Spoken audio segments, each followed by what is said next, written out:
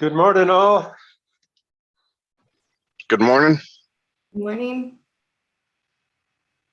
Good morning, doing? everybody. How's the campaigning going, Joe? It's going. I don't know how you do it. This job plus running for office.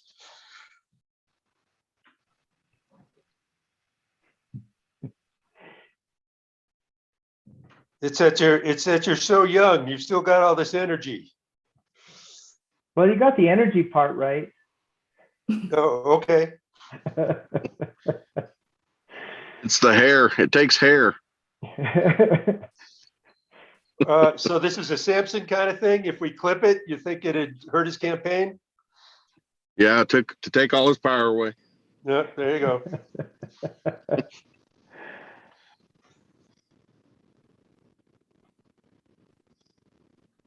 I'm showing 9:30. So Mike, would you please call the roll and let's get started. Commissioner Hall. Commissioner Vicente Aguilar.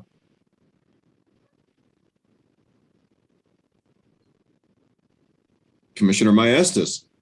I'm here. Commissioner Byrd. I'm a present. Commissioner Fishman. Here. We have 3 commissioners present. That constitutes a quorum for purposes of the Open Meeting Act and to take action on a matter. But this is not noticed for an action item, so this is just a discussion. Yes, okay. And let's do the pledge this morning. I know we're completing yesterday's meeting, but I kind of want to get Renee Kepler. We never get to hear her voice. And Renee, if you'd help us out, if you're listening, and do the pledge for us, I'd really appreciate it, and appreciate all the other stuff you do for us.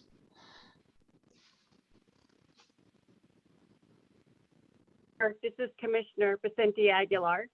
Oh, hi, Commissioner. Hi, commissioners. I'm sorry, I'm having a little bit of problems with my computer this morning, but I will be more than happy to. I'm not putting you on the spot, but I saw your name there, and I just feel like we should hear your voice more often. So. Oh, well, thank you. I will be more than happy to. I pledge allegiance to the flag of the United States of America and to the republic for which it stands, one nation, under God, indivisible, with liberty and justice for all. I salute the flag of the state of New Mexico and the Zia symbol of perfect friendship among united cultures. Beautifully done. And as part of your HR duties, I'd like to request that you do some coaching with Michael C. Smith, okay? You got it. I think that's outside my job description. Oh, okay. No. You're a generalist, bud. I appreciate the opportunity. Thank you, Renee. We appreciate you being a good sport about it. Of course, thank you. So we were on to a discussion item, number 10 on yesterday's agenda, continuing yesterday's meeting. And that's presentation of the recommended decision on 21 Triple-Lot 17-UT. And Anthony, I didn't realize your beard had gotten so robust. Been a little bit busy good. sitting here in front of this desk here trying to get this work completed for the commission. So I haven't had time to shave. Well, and now I'm doubly Just jealous kidding. because I'm doubly jealous because I can't grow hair on top of my head like Joe, and there's no way I could grow a beard as thick and as full as that. So everywhere I look, I'm being hair shamed, and I guess I'll just have to get over it. Anyway, go ahead. Thank you, Mr. Chairman, commissioners. I don't know whether you have on your screen one of the two recommended decisions that I'm presenting to you today? Do you see it? Yeah, table of contents, we Okay. see. Yes, the recommended decision, this is one of two recommended decisions, actually. The agenda says one recommended decision. While it's accurate that I'm presenting to you my recommended decision in the case, actually consists of two recommended decisions. This decision that you have on screen, which is the request for approval of the sale and abandonment of PNM's interest in the Four Corners Power Plant and to recover non-securitized costs. And this companion recommended decision, the recommended decision on PNM's request for issuance of a financing order pursuant to the 2019 Energy Transition Act. Now, the necessity for two recommended decisions follows the San Juan generating station abandonment case from 2019 itself, 19-18, 19-00018 UT, where the commission addressed the abandonment by 2022 of the San Juan generating station. I'm going to turn now to the legal standards to explain partly why, in part, why we have this approach. So the Energy Transition Act requires, as you see and highlighted, and by the way, I have portions of my decisions highlighted in hopes of expediting the discussion and focusing on particular important items. If you find that distracting, I can switch to clean drafts of the recommended decision, but I'm trying, it's in hopes of focusing on the most important or significant materials for purposes of the discussion, at least. And so, Mr. Maderos, yes, sir. Commissioner Byrd.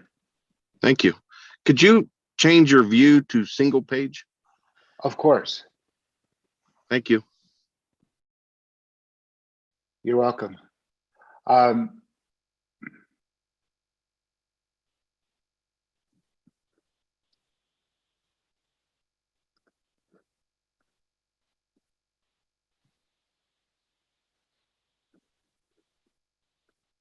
Okay. And can you grow it a little bit? Like that? Yeah. That's bigger about as print. big as I can get it. Oh, okay. Just as big as we can.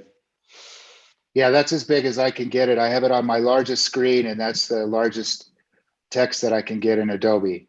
Okay. Is expanding it that widely.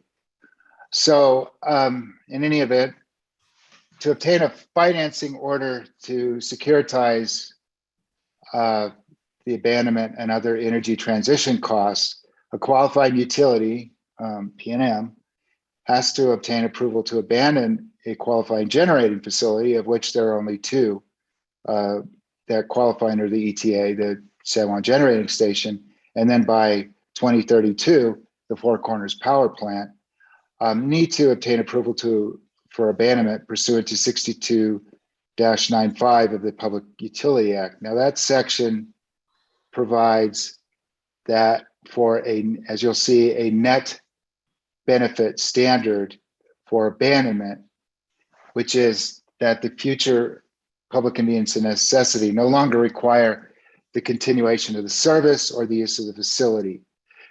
The commission has traditionally applied a net public benefit standard. The commission has applied the commuters committee factors that you see there on the screen, those four factors.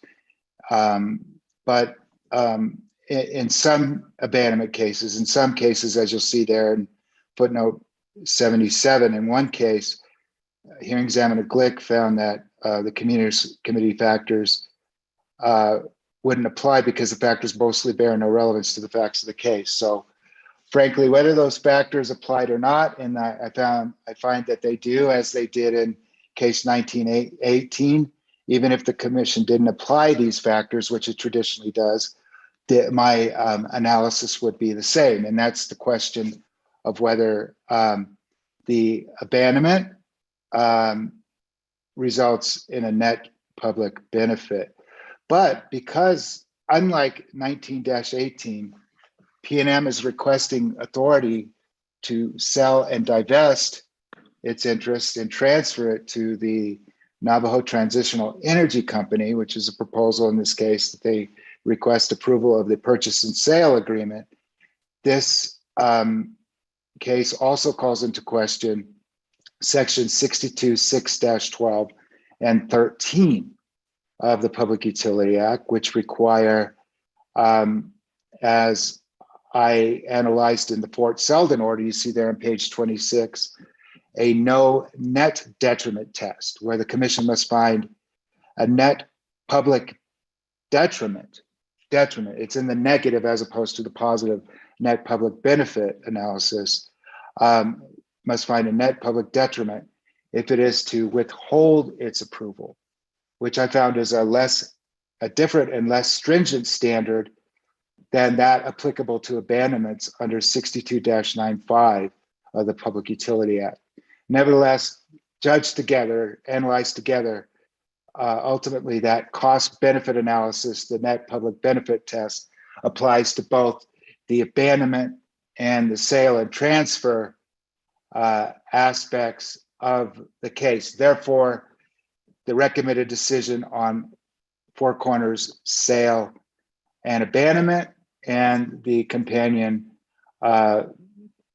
financing order recommended decision, because again, in order to obtain the financing order to securitize abandonment and energy transition costs for Four Corners and San Juan Generating Station, PNM must prove that the abandonment provides a net public benefit and is in the public interest by, and let me emphasize this, by a preponderance of the evidence. Now I'm going to switch out of this screen so that I can get to the next part of this decision, which you see I have a lot of issues there anticipated that maybe Commission wants to discuss, but I'm going to move right to the recommendations unless the Commission has questions about the standard applicable to the case on the abandonment.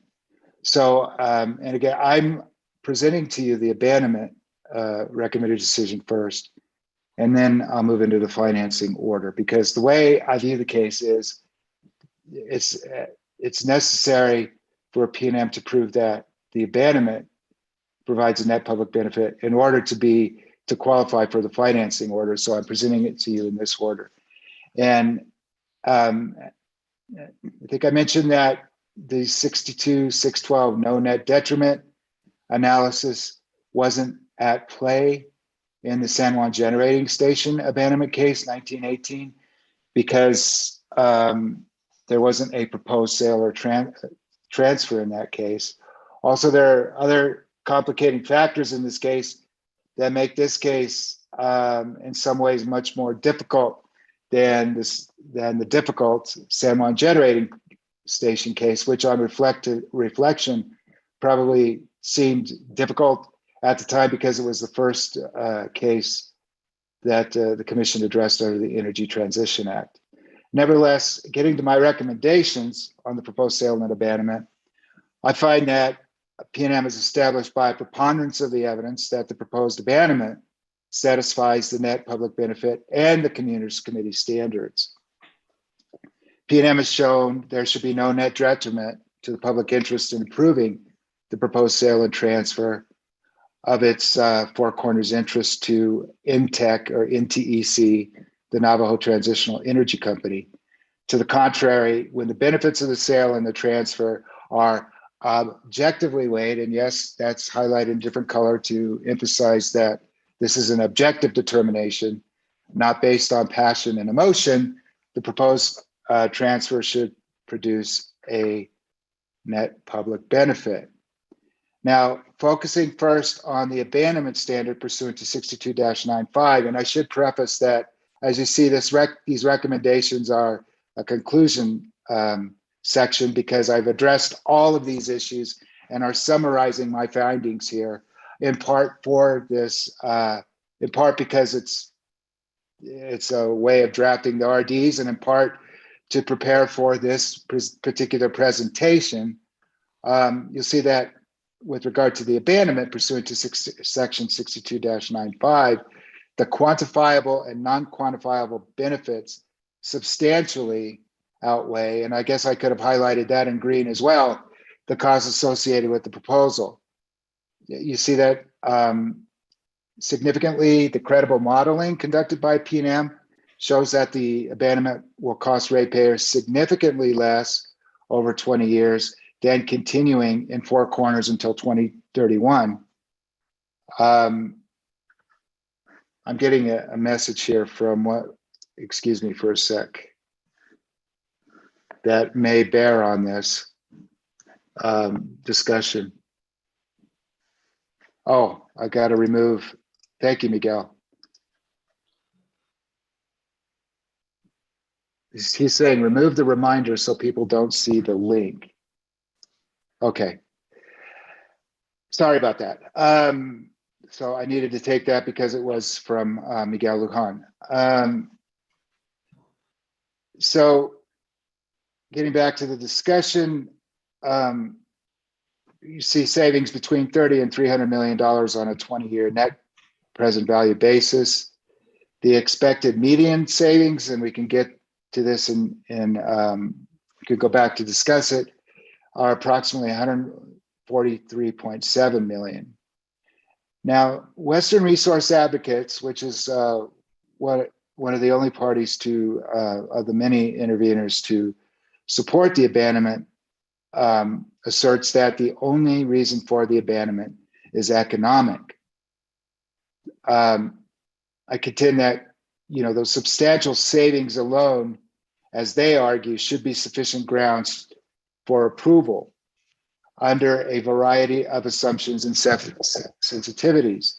That's included at this point, again, to show that WRA's analysis by WRA witness Brendan Botts corroborates PNM's savings analysis, showing savings in the rangings from WRA's independent analysis of $95.7 million to $305.2 million under all the scenarios that witness Botts considered.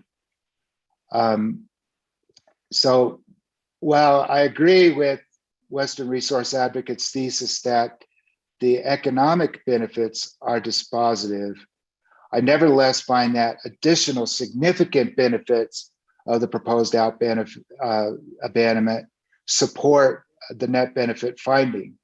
For instance, offloading an inflexible generator that the Four Corners plant represents advances PNM's position in transitioning from gross load planning to net load planning, as resources with more volatile load patterns are increasingly added to PNM's system energy mix.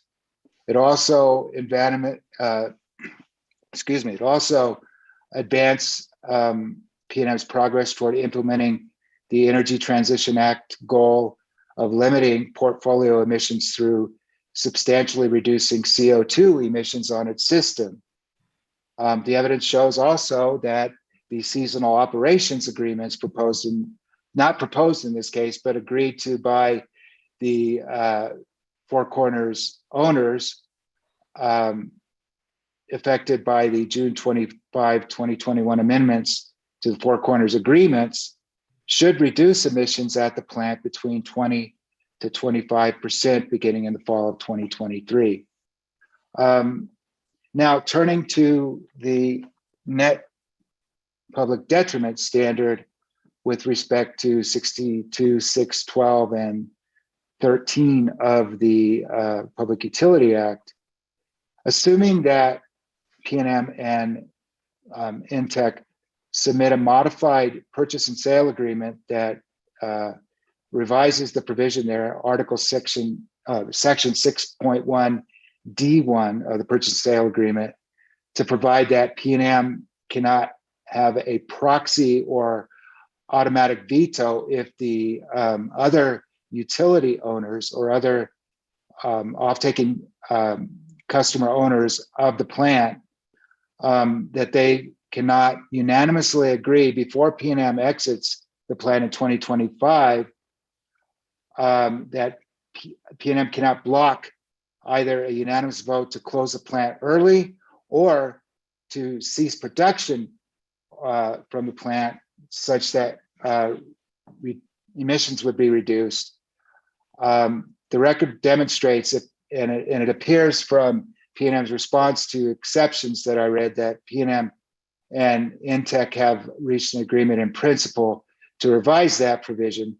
The record demonstrates there should be no net detriment to the public interest in approving the sale and transfer. In fact, now expressed affirmatively, when the benefits of the transfer, like strengthening the Navajo Nation's positions in matters intrinsic to its vital interests, and the significant economic development assistance for tribal and other locally impacted communities afforded under the ETA, the Section 16 funds in the amount of 16.5 million, which I'll get to in addressing the financing order.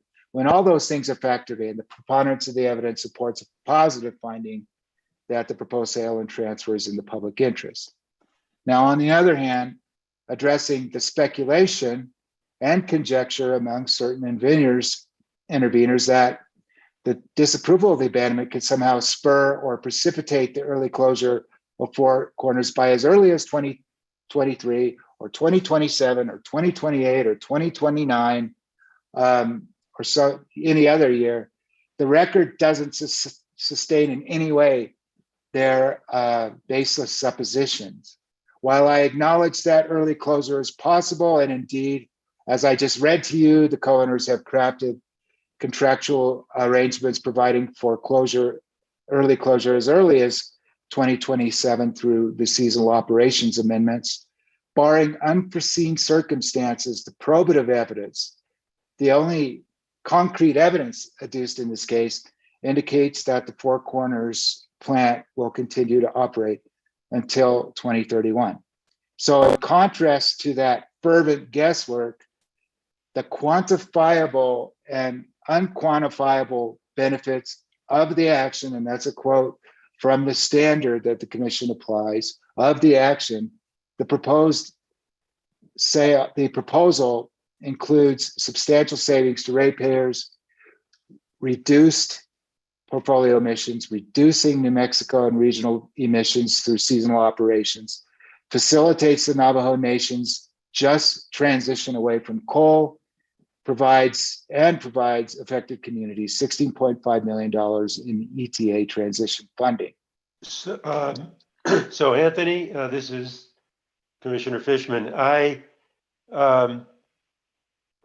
want to just state this as clearly as I can, so you can say yes or no. There's a lot of concern out there in the public that your RD somehow extends the life of Four Corners, and that the Navajo Nation could extend the life through its own actions.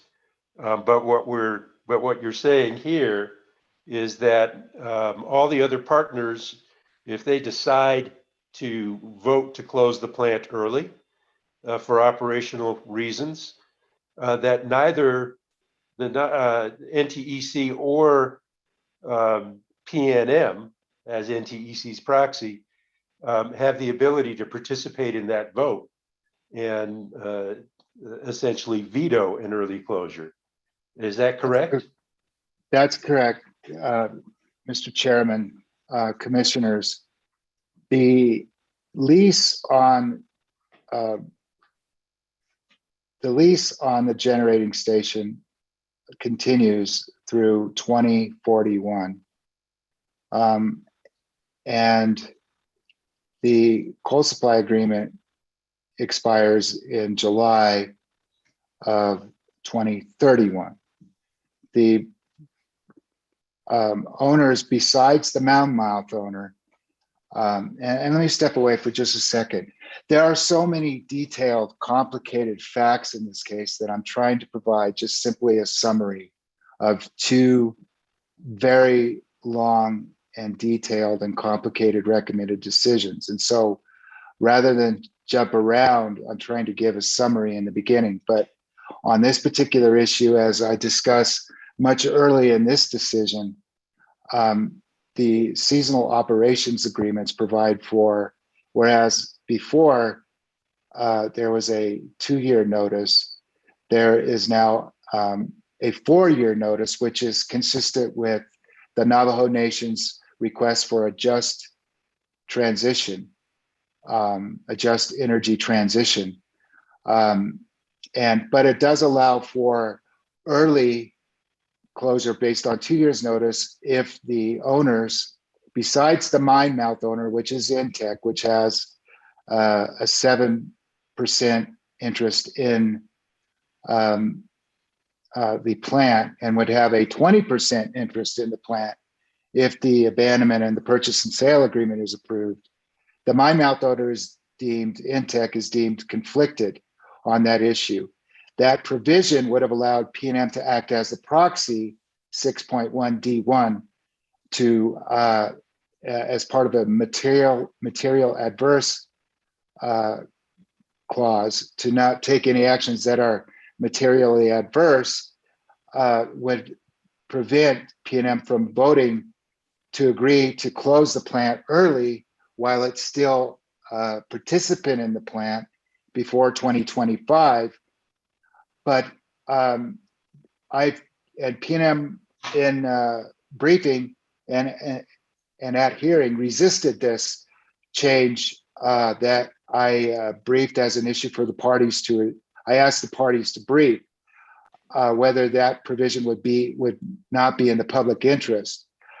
And while yes, the purchase and sale agreement is a bilateral contract, commercial contract, it is also, as I find in the decision, invested with the public interest. And it would be simply untenable for the commission to agree, in my view, and my recommendation, for PNM to prevent the early closure if the other plant owners who have a vote, have a say in the matter, unanimously wished to close the plant early by, say, 2027, or cease or reduce production at the plant.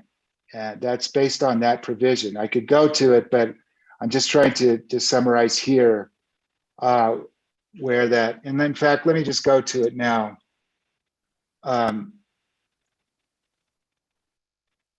This is where I address that issue in the decision. It's on page 95, starting there.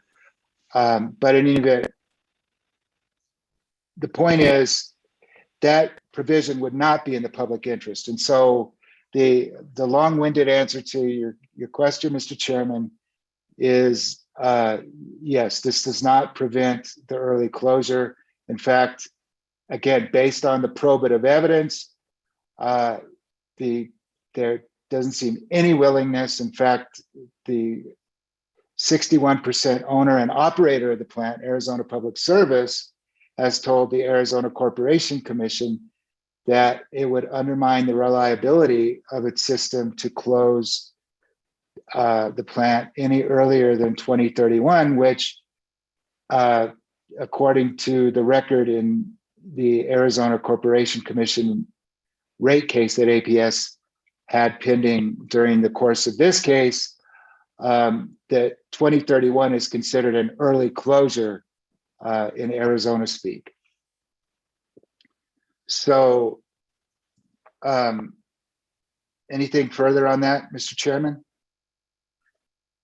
So I'm going to try and summarize really briefly, because I want to be sure anyone in the public who's listening just understands the outline as well, because we tend to talk legal speak. Is that practically what this, what your RD says, if I'm reading it correctly, is PNM and NTEC do not have a vote that can block early closure of the plant. If the owners decided to do that, number one. Number two, there's a 25% reduction in emissions based on this agreement and seasonal operation of the plant, which theoretically should be helping in terms of emissions.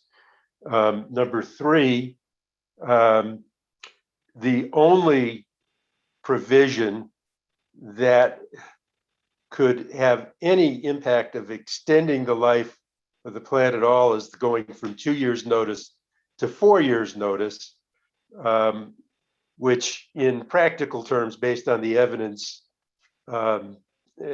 it's just not going to come into play before 2031, based on what we know about Arizona Public Service. So that essentially what we're looking at here is under 95% of the potential circumstances, a reduction in emissions without any extension of the life of the plant. Would that be a correct summary? That would be. And again, there are so many issues here that it's hard to summarize, at least for me, succinctly, because I have a tendency to want to jump to the part of the recommended decision that addresses that particular issue on seasonal operations, but that is a correct and concise summary. The seasonal operations requires by the fall of 2023 that only one unit, Unit 5, will run all year, and the other unit would operate seasonally. That doesn't change any of the costs that PNM must pay or any of the other cost analyses, but it does result in emissions reductions of 20 to 25% starting in the fall of 2023. But in no way does this, do these decisions or the proposals in this case extend the life of the plant beyond 2031. Yeah, The evidence in this case, go ahead, I'm sorry. No, I just, from yesterday's comments that we heard from folks, it just seemed to me there was kind of a fundamental misunderstanding of what you and the parties have put together here. And I just want to be really clear that Well, this does not extend the life of the plant. This is and the complicating factor here, and it goes to the very next paragraph that I was going to address there, is that the ETA provided for the abandonment of two plants, one by 2022 and one by 2032. Obviously, the one that PNM is not the operator of and has a 13% interest in is the Four Corners plant. And that one provides for closure by 2032.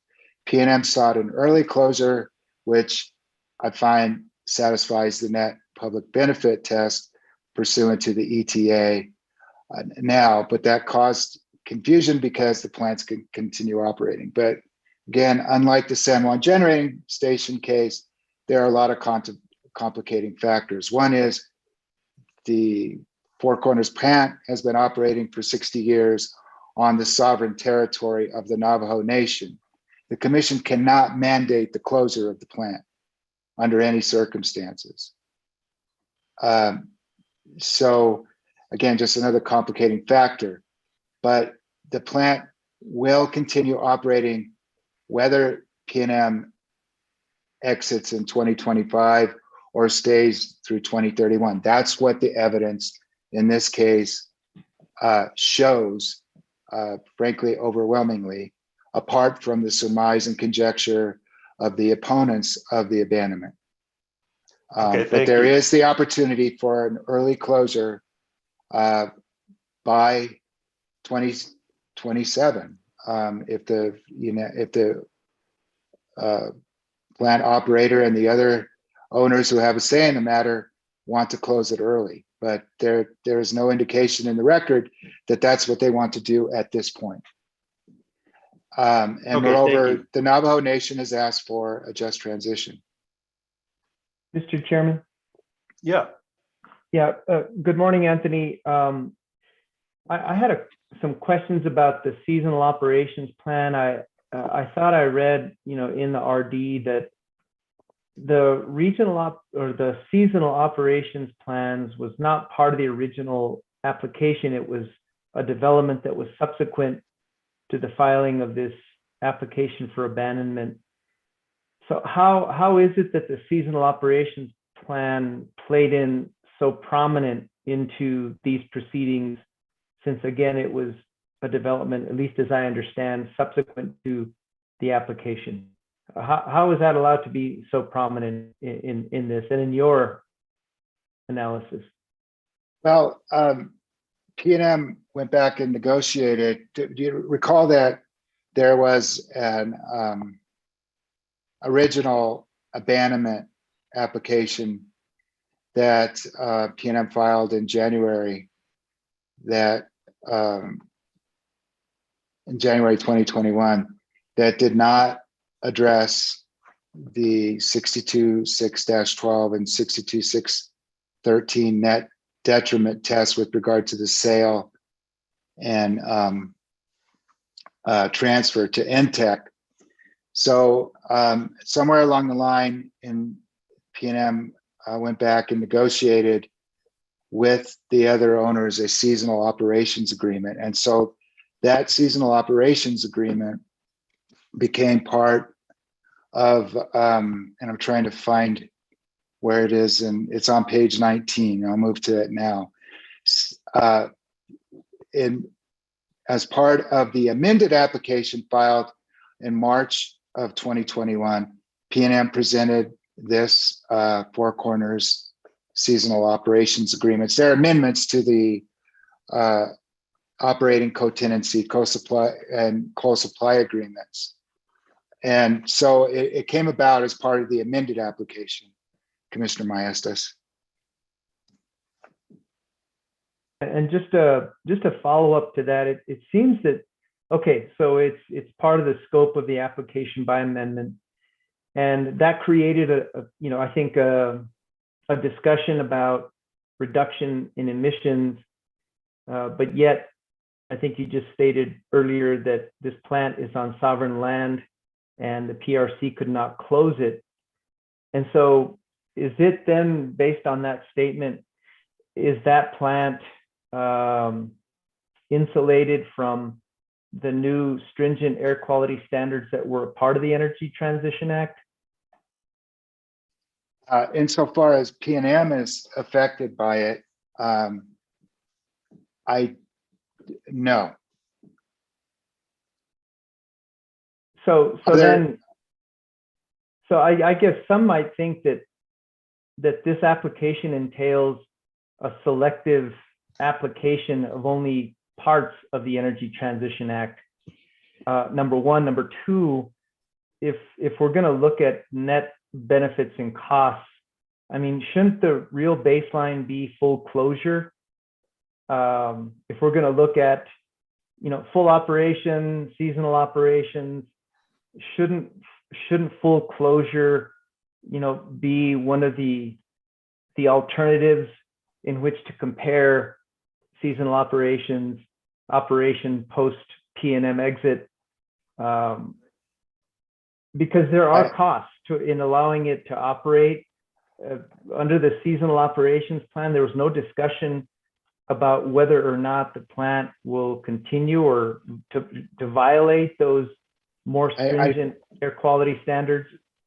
That's not, I'm not, that wasn't really argued that quite that way in the case. I some of the things you're saying were argued, but we've got a bunch of different issues that are getting quite jumbled, quite frankly, right now. And one is that the analysis of this case does consider, on the one hand, P&M staying in their plant, and then analysis through 2031, and then analyzing that against PNM's early exit. And that's where PNM comes up with the cost savings analysis of up to $300 million with a median savings of 143.7 million. So the full staying in the plant and staying in operation of the plant for PNM has been evaluated in the case quite thoroughly. So insofar as that's concerned, seasonal operations was an added quantifiable benefit of the abandonment beyond PNM's staying in the plant through 2031. There is a concession on the part of the other owners to, in part, to curtail emissions to a certain degree. So I guess maybe my question is more fundamental, and maybe it wasn't argued, but I thought there'd be some discussion about the current emissions of Four Corners relative to the more stringent standards enacted as a part of the Energy Transition Act, despite the perhaps lack of enforcement authority that I would think New Mexico Environment Department would have over regulating the emissions of Four Corners. But we are, seeking to quantify benefits from the seasonal operations plan, but yet I don't even know if this plant is in current violation of those new, more stringent air quality standards. And so it just still seems that maybe this facility, doesn't quite, qualify or fall under the Energy Transition Act. Because as I understand, the Energy Transition Act was written for two plants, San Juan Generating Station and Four Corners. And so how is it that the ETA, perhaps all aspects of the ETA are not being brought to bear, mainly air quality emission standards, and whether this plant should continue to operate, considering the partial invocation of certain parts of the ETA in this case? Well, the ETA is being applied in this case. PNM's has to meet the emissions standards. With regard to that plant, PNM, in fact, it's part of the analysis here that by reducing the emissions, it's one of the things that I cited to you, that by reducing the emissions, PNM is complying with that by reducing its carbon emissions substantially. By exiting, PNM is complying with that part of the ETA, that provision of the ETA. Okay, that's all I have for now. Thank you. So Anthony, just to, And that's the finding here. Yeah. I'm sorry. Progress toward Go ahead. Go ahead. No, you go ahead. I'm sorry. That just for Commissioner Maestas' benefit, on page 50, progress towards reducing portfolio emissions consistent with the ETA goals. That's where this issue is addressed. And what PNM can't control is the emissions coming from its system. Beyond that, it's beyond the purview of this commission to address, and there's no record on the emissions from Four Corners that Commissioner Maestas expressed a concern about. I guess let me just, Mr. Chair, let me just kind of finish that. Sure. The only thing is that the ETA included changes in the standards, and all we're talking is a relative emissions reduction, but it means more to me, despite the fact that the plant is on sovereign land, that we talk about emissions reductions in the context of the new standards. And so that was my only big question, is why aren't we talking about the air quality standards and how the current plan is operating relative to those standards? And then how would the plan operate under the seasonal operations plan? The Air Quality Control Act is not under the commission's jurisdiction. The quality of the air quality emissions is something beyond the purview of this commission. What the commission can control are the portfolio emissions that PNM is reducing pursuant to the ETA over which the commission has authority and jurisdiction to apply. Okay. Beyond that, it's for the New Mexico Energy, it's for the Environment Department and for probably EPA, more likely, with regard to that plant in particular, Commissioner given where Hall, it's situated. did you have a question, Commissioner Hall? Well, I was thinking I might, but the last thing Anthony said, I think is pretty clarifying. You know, our jurisdiction is over the utility. That's what we have jurisdiction over. You know, while it doesn't make sense from the perspective of looking at emissions, that it's a benefit,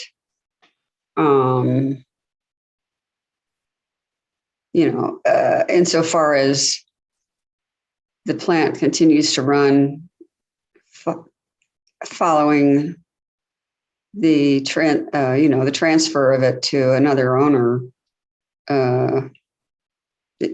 We are required to just look at it from the perspective of PNM's system, and the ETA has a provision or something that recognizes, that permits the sale, right?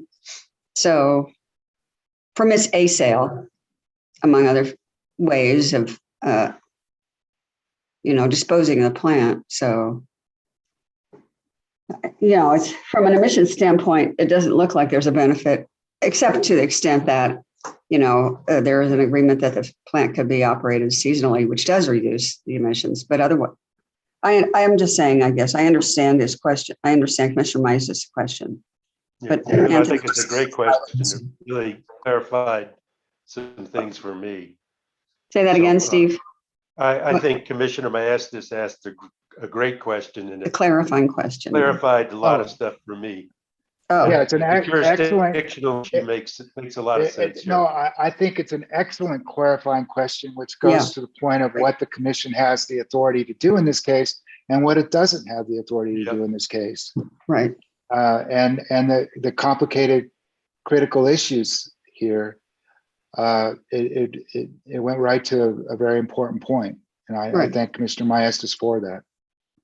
Yeah, it sort of illustrates our limitations in what we can do. Well said.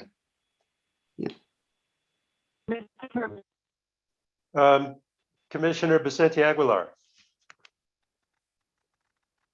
Thank you, Mr. Chairman. We're having trouble hearing you. Anything you can do to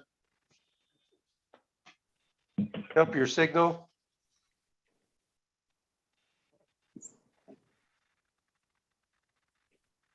Mr. Chairman, can you hear me now? Better, but still difficult. What about now? Good. That's better. Okay, Mr. Chairman, I have a question for Anthony. Just a while ago, it was stated that ETA was created specifically to close the San Juan Generating Station and the Four Corners Power Plant. From your observation, Anthony, is that correct, or did I misunderstand that? No, Mr. Chairman, Commissioner Vicente Aguilar, the ETA applies to two coal plants, San Juan Generating Station and Four Corners Power Plant. There is a dispute in the case going back to what Commissioner Maestas discussed about alleged selective application of the ETA in this case. And that goes to, I'm trying to find it here, but I think it was addressed in the other decision, and I'll touch on it perhaps later, but it goes to San Juan County's argument that PNM had to put forward replacement resources in this case pursuant to 6218-3 of the act, like it did in the San Juan Generating Station case.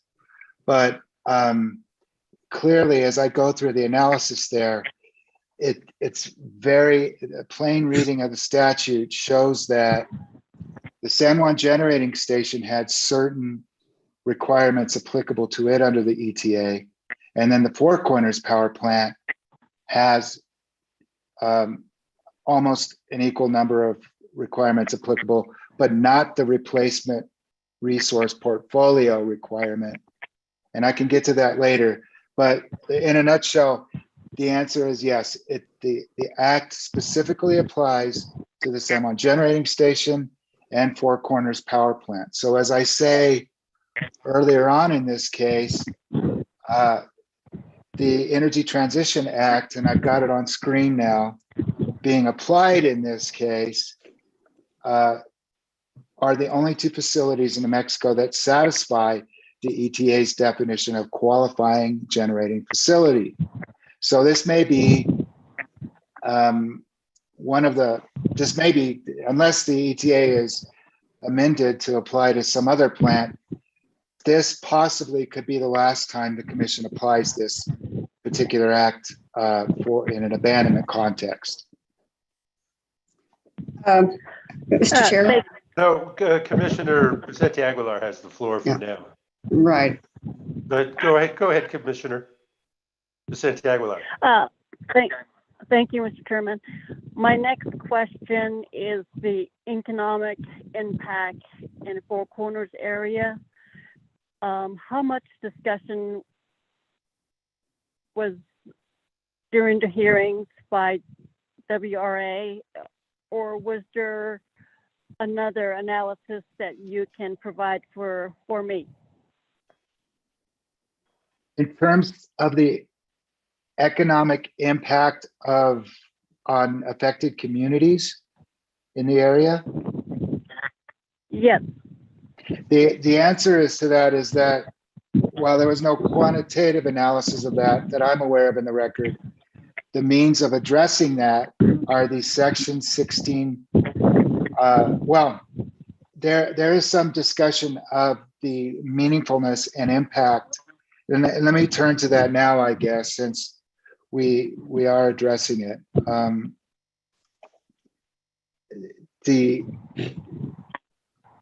Let's see.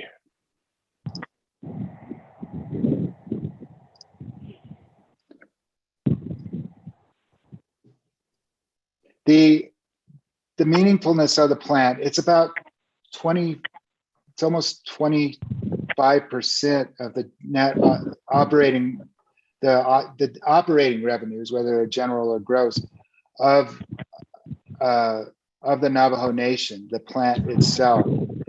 And so that and the preservation of jobs, it's as I say in the decision, and I'm trying to find it here where that discussion is. You see that there's the mitigation of adverse economic impact to local workforce and community through ETA section 16 funds. That's the $1.5 million of proceeds of energy transition bonds that go to the Indian Affairs Fund, the $5 million of proceeds of bonds for the Economic Development Assistance Fund, and the Displaced Workers Fund, there's $10 million. But above that, there's significant discussion of the impact, and I'm scrolling through it here, where I've got it on screen now, that there's a significant discussion. As you see there, approximately, the mine employs about 700 people, 600 of whom are Navajo Nation members. Royalties and taxes generated by the sale of coal from the mine total approximately $40 to $45 million per year and account for an estimated 23.9% of the Navajo Nation fiscal year 2021 general fund reserve. And so in terms of the economic impact, as I say in several places, an abrupt closure in 2023, as some opponents of this abandonment would have it, might have devastating impacts for Navajo Nation. They would definitely have deleterious impact on the Navajo Nation at least. And so, consistent with the Navajo Nation's request and plea for a just energy transition, the ETA provides for the Section 16 funding that I talked about, but it also, this particular agreement, by strengthening the Navajo Nation's position relative to the Four Corners power plant, strengthening its voice by giving it a 20% interest, balanced against not allowing the mine mouth owner to block an early closure, and recognizing that it is conflicted in certain aspects with regard to early closure. It achieves a reasonable balance that protects the interests to the extent feasible of the Navajo Nation and strengthens its voice with regard to issues that are central and vitally important to the nation.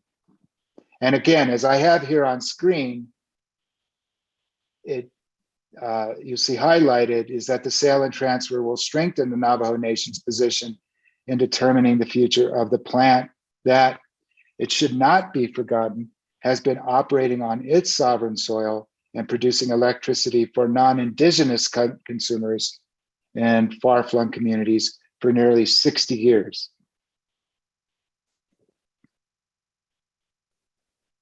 Mr. Terman, Yes, go ahead. the reason that I bring up the economic impact in Four Corners area is because I would like my colleagues to understand what it means to live on sovereign nation. In the past, when ETA was going to pass and there was a dialogue at the state capitol,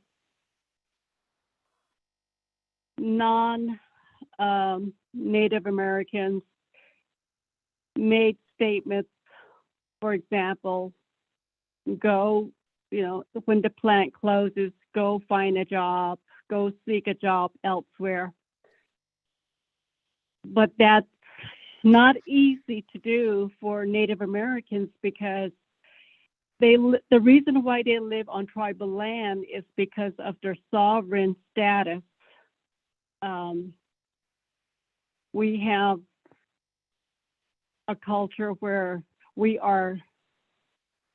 that's where our place is, that's where our birthplace is located. And one of my colleagues also stated in previous open meeting is that they can't afford, maybe those people that can't afford to move to the cities. That statement was made during the open meeting. And I just want to educate my colleagues that the reason why Native Americans live on their land is to have connection to their culture. And just like their ancestors. And so that's the reason why they choose to have a home on Indian land. And of course, there's probably some Native Americans that do move out of state, move to big cities to pursue a good way of making a living. But a majority, they choose to live on their Indian land because it's built in their faith, it's built in their culture, it's built in their value to protect the land that was pretty much agreed upon from the federal perspective. So that is just a background, Mr. Medeiros. I just wanted to make a statement at the beginning of your presentation this morning. Thank you. Thank you, Commissioner. Commissioner Hall, you had a comment, I believe? May I, Mr. Chairman, may I Sure. add that that's why I have on screen here, hopefully that addresses Commissioner Vicente Aguilar's statement that considering that Four Corners represents nearly a quarter of the Navajo Nation General Fund Reserve, Intech's 20% interest in Four Corners will provide the Navajo Nation through Intech a stronger voice in the plant that is indisputably an important economic driver for the Navajo Nation. Commissioner Hall, thank you, Anthony. Well, at the time, I was just thinking that I actually hadn't fully responded to her question because her question asked whether, she was asking him to describe whether the ETA pertained to closure of both plants. And he said it applies to both plants. I didn't hear him say closure, but that wasn't her issue anyhow. She was satisfied with his answer. But now I do have a question based on Commissioner Vicente Aguilar's concerns. There's some discussion on page 86 about NTEC and whether it actually will always act in the interests of the nation, because they seem to have many non-Navajos in their in their ranks. And I wondered if you could talk about that a little bit, because that could be a concern. And I see PNM's answer, but I just wonder if you could talk about the arguments there a little bit more. Well, frankly, I found over the course of this proceeding from the beginning, and it accelerated all the way through the end, I found some of the arguments and opposition expressed in the arguments to be unfortunately paternalistic in a historically unfortunate way, quite frankly. And yes, I did say paternalistic, and I mean that. It's a heads I win, tails you lose kind of argument. The criticism of Intech, which is, as you go through here, it's an independent body. It's a board that answers to the one shareholder, the Navajo Nation. But there are several safeguards built into the agreement by which Intech operates, where it has to be separate and apart from the Navajo Nation. For instance, no elected members of the Navajo Nation's legislature or executive can be members of the board. It has to be separate. Now, and that was one of the criticisms. Well, it's a separate board that's run by non-members. Well, that's a criticism, but what would have the criticism been if Intech had been operated by the Navajo Nation itself? It would have been the opposite, that it's completely conflicted. So again, it's a heads I win, tails you lose kind of argument, which the evidence shows Intech is a professional operation that acts with a fiduciary obligation to the Navajo Nation. I guess I'm not following you. Why would anybody criticize it if it were all Navajo? Because they operate coal plants in Wyoming, because they are involved. Yes, they're involved in operating coal plants in other states, and the argument is that they're just going to further interests that are adverse to reducing carbon emissions and combating climate change, among other things. I see. Well, I don't know. I just noticed it says, and this is an assertion. You're quoting this as an assertion, so I'm not sure in the I view the decision that's correct, but it says NTEC does not need pre-approval from the Navajo Nation government to do anything.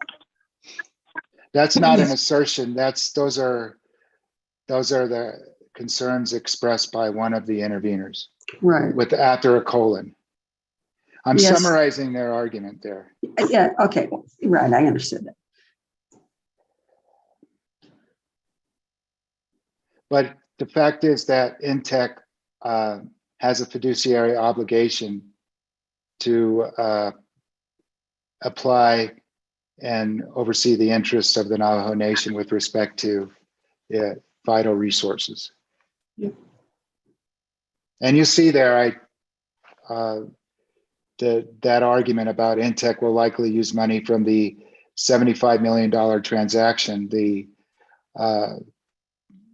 sale of PNM's interest in the coal supply agreement that is being funded by PNM shareholders and won't be covered by ratepayers, to fund Wyoming coal mines and not to advance a transition to clean energy. That's what I'm summarizing there, is Right. that concern.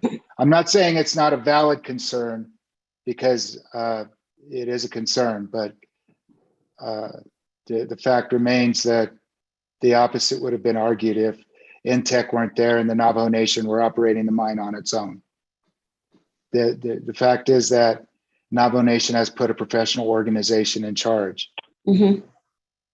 of operating it with conflict of interest and other safeguards.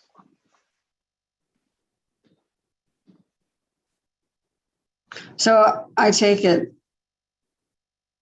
the objectives of the Navajo Nation that NTEC is furthering in this regard are financial and probably don't embrace, clean air protection. Well, the evidence on that is mixed. The Navajo Nation through NTEC is investing heavily in renewable energy. Mhm. So that's part of that goes to the heart of the just transition, is the transition, right, to clean renewable sources of energy. But the fact remains that NTEC operates the mine, and the plant is the sole customer of the mine. And NTEC does operate Wyoming coal mines as well. But there is a clear transition taking place to renewable energy Mhm. generation and renewable resources on that affect Navajo Nation interests and are being implemented on Navajo Nation lands.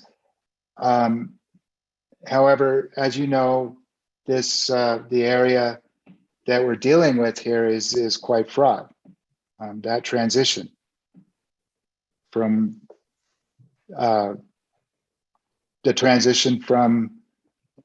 carbon emitting resources to renewable generation is not simply a straight line. The ETA is in fact intended to accelerate that profoundly, but it is a process. Yeah, I agree.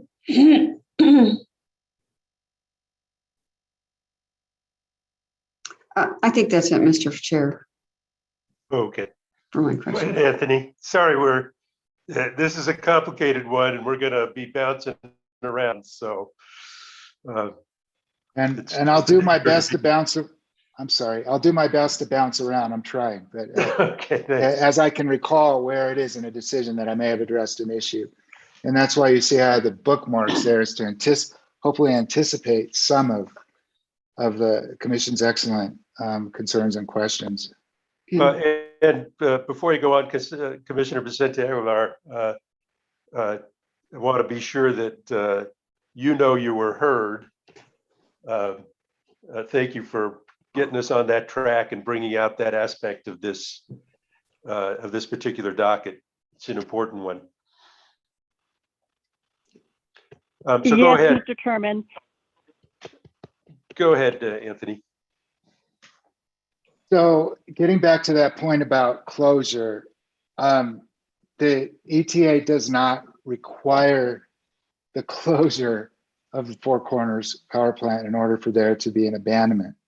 Yeah. So while, you know, it's conceivable that Four Corners still could be abandoned in 2031 under the ETA,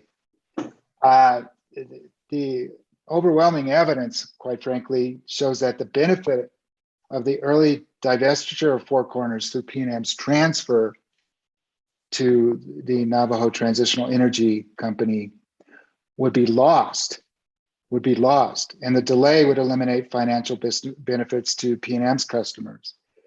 It would also delay by at least 6 years the economic development and ETA transition funding to the Navajo Nation and local communities, and thus squander critical benefits that the early abandonment and transfer affords. Moreover, while the PNM would still be able to comply with the REA's, the Renewable Energy Act's increasing renewable portfolio standard mandates and carbon requirements, if the Four Corners plant continued to serve customers through 2031, the early divestiture provides benefits from the early reduction of carbon emissions associated with PNM's generation portfolio used to serve customers between 2025 and 2031, which also addresses that issue over reducing emissions through seasonal operations from 2023 through 2031, or whatever early date the other utility owners or owners with a vote have the opportunity to close the plant early if they so choose. But again, the evidence doesn't support that at this point. I'm not saying it can't happen or won't happen. It's not in the record that there's any impetus for a closure earlier than 2031, which again, as far as the Arizona Corporation Commission concerns, is an early closure date of that plant. Is not, you say? 2031 would be an early closure date. And so I mean, for Arizona, I'm sorry, Anthony, that one Yes, mention you made, they don't Yes. consider 31 early, right? they consider early 2031 early. Okay, I'm sorry. that's all right. I heard you now. Okay. So that addresses the my summary in the recommendations of the rest of that recommended decision on Four Corners sale and abandonment. Before I move to the recommended decision on financing order, I'd like to ask the commissioners if they have any further questions before I move to the financing order RD. Mr. Chairman, commissioners? Yeah, Mr. Chair. Go ahead. I think the promise to do a benefit cost analysis to look at early closure, I think that was a consequence of the previous rate case, and it was never done.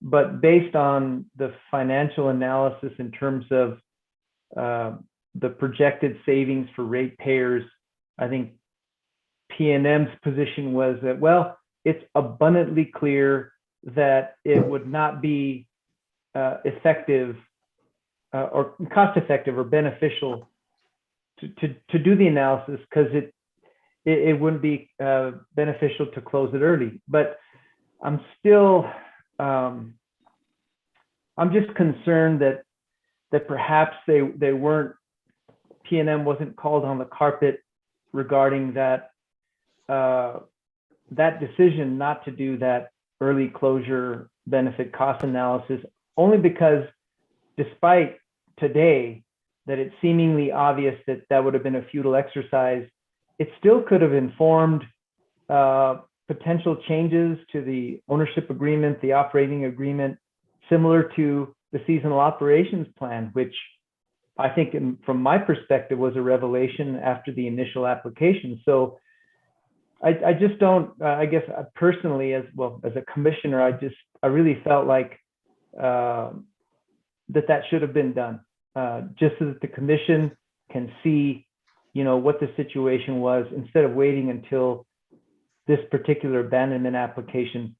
But I guess my question for you is, why just accept it? I mean, I think it's obvious based on the financial analysis, and I agree today, but nevertheless, it was a commitment that PNM said that they would make. And I still think that perhaps the results could have, initiated a discussion to visit the operations plan, the ownership plan, and entertain any potential changes. Can you just briefly comment on that, Anthony? Chairman, Commissioner Maestas, do you see what I have on screen? It's paragraph 10 of the modified revised stipulation. Yes, I see it.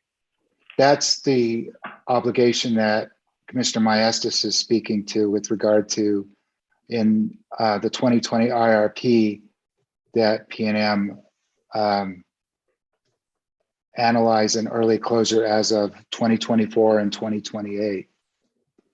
And I guess I viewed, well, it's a fair point that PNM did not comply with that commitment. I guess I view the abandonment application as sort of a proxy for that analysis that ends up with an early closure or an early exit from the plant as of 2025 for these reasons. And I'll just read the RD because it speaks for itself. Let me stop there though. Any questions about that provision? What page? That was 65, page 65. Yes, ma'am. Yeah. Well, it didn't happen, did it? It didn't happen, but the reason that I find that it wouldn't have been a worthwhile or sensible exercise is the following: to accept the premise that a more beneficial abandonment proposal, and this is on page 67, that a more beneficial abandonment proposal could hinge on PNM deliberately breaching substantial contractual obligations to the other four FCPP co-owners. The commission has to assume that one, PNM would be exposed to significant default payments and penalties.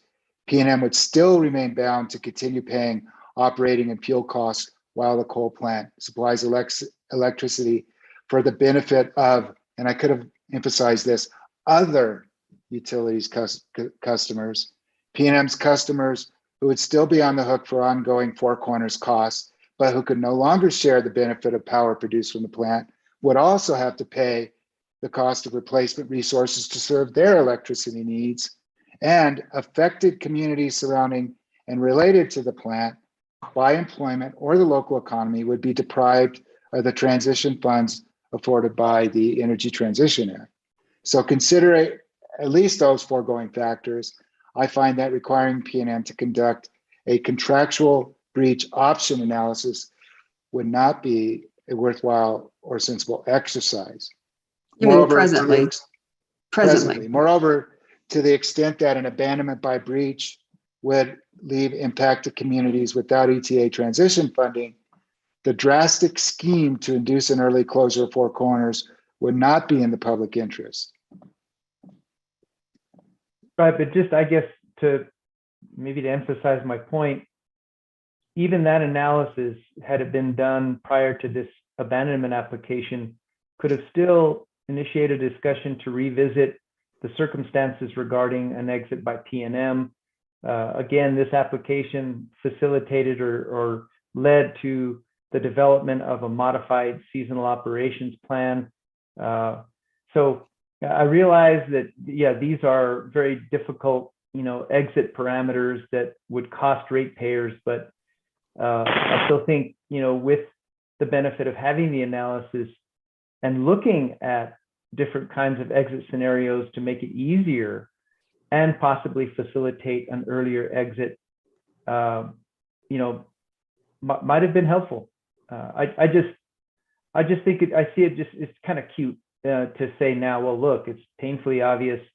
It would have been futile, but that doesn't mean that it shouldn't have been done when it was originally proposed.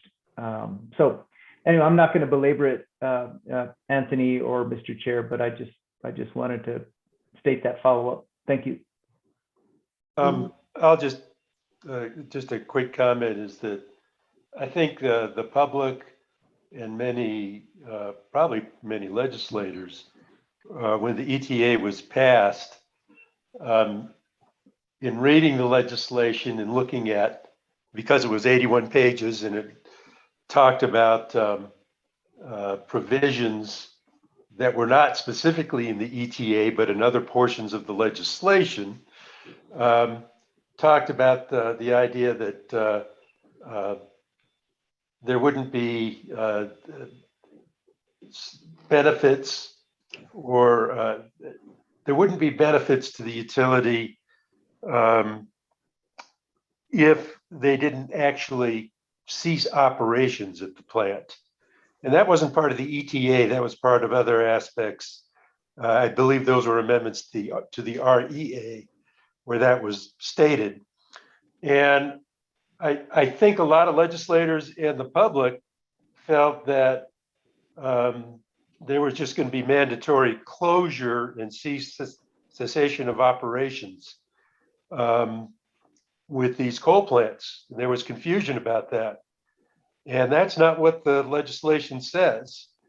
I think a lot of folks, and I can't say whether intentionally or unintentionally, were misled. And, I think that creates a lot of understandable frustration from folks. But the fact is, the legislation says what it says, and our limitations are what they are. And I, for one, am frustrated as well. I felt like it was all advertised as if these plants were going to be closed and cease operations. And unfortunately, that's not the case. So, and Mr. Chairman, I think that that's a very apt, accurate point.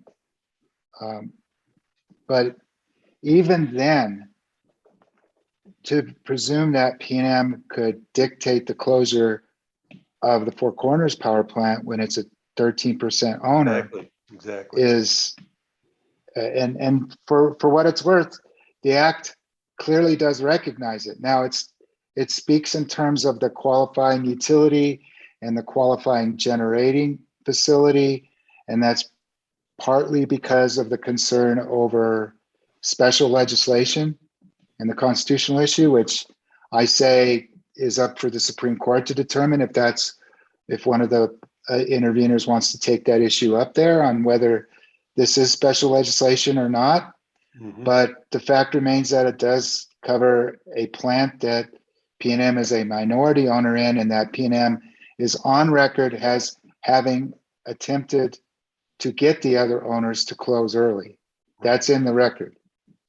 And in the PNM case witness Fahlgren testifies to that emphatically. Right. And in the case of San Juan, there was agreement by all the owners that they wanted to leave the plant, but that's not the case with Four Corners. Although even there, that's clearly not the case. But even there, as you recall from the 1918, there's a complicating factor, is that even that plant may not close subject to the carbon capture and sequestration issue there. So yeah, it's a complicated world. Mr. Chairman? Yeah. As we're kind of pivoting from the abandonment, RD to the financing order RD, I have questions regarding the proxy replacement portfolios and the questionable capital investments, the SCR controls and things like that. So Anthony, when do you think that would be appropriate to talk about at least some of these capital investments that are included in the energy transition costs and the replacement portfolios that were modeled as a part of this application? Now, let's see. I think the long-term cost savings issues are part of this. As you see on screen, that's part of the analysis that you may be concerned about. That's part of this decision, the sale and abandonment decision. So it may be up to the commissioner's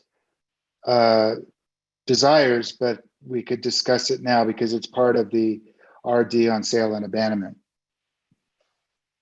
So I guess, but from my perspective, this wasn't done in San Juan Generating Station. I thought that there was more of a locked-in portfolio of replacement resources, but here there's maybe a more methodical approach with respect to replacement power, where the applicant's PNM has basically said, well, we have an idea, we have some various scenarios for replacement power, and they have to be modeled as proxies.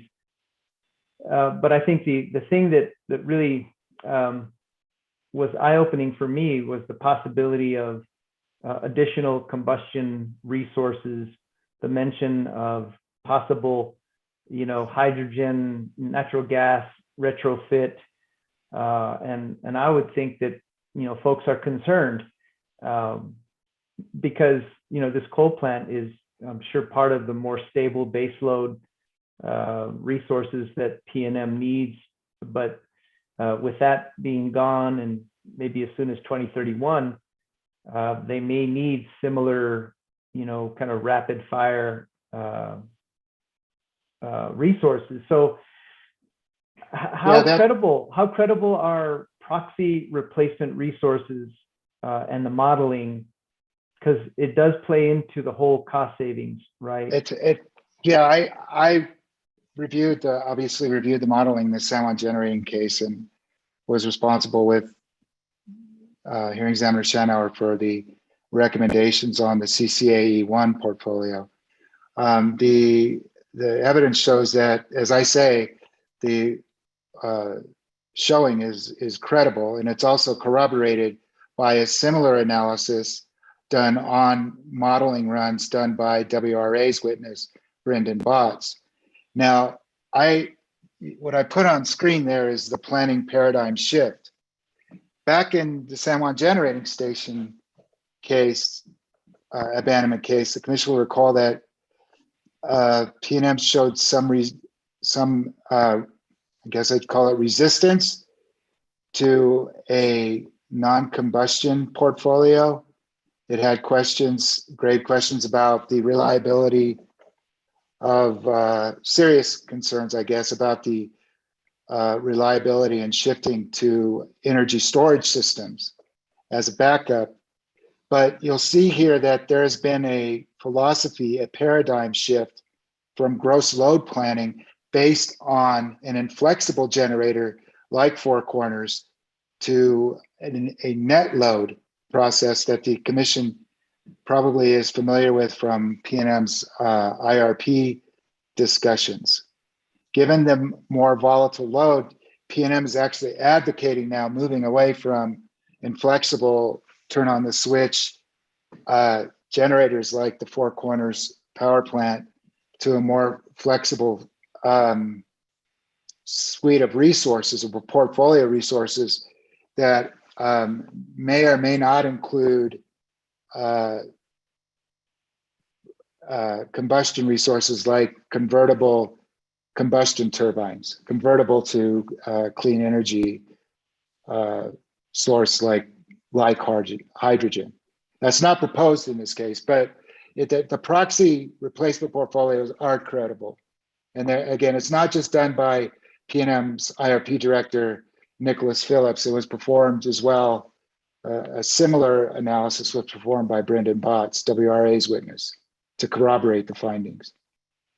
Well, because when I looked at it, I went back to PNM's integrated resource plan, and it just seems that the collective emissions from their portfolio of resources continues to decrease even after abandoning their financial interest in Four Corners. I'm talking about this graph that's in the IRP for PNM, but I think they acknowledge that if they have some combustible resources, it could be a reduced emissions, but certainly Yeah, it would not be a no emissions. And so, we all know IRP is more of just a compliance filing.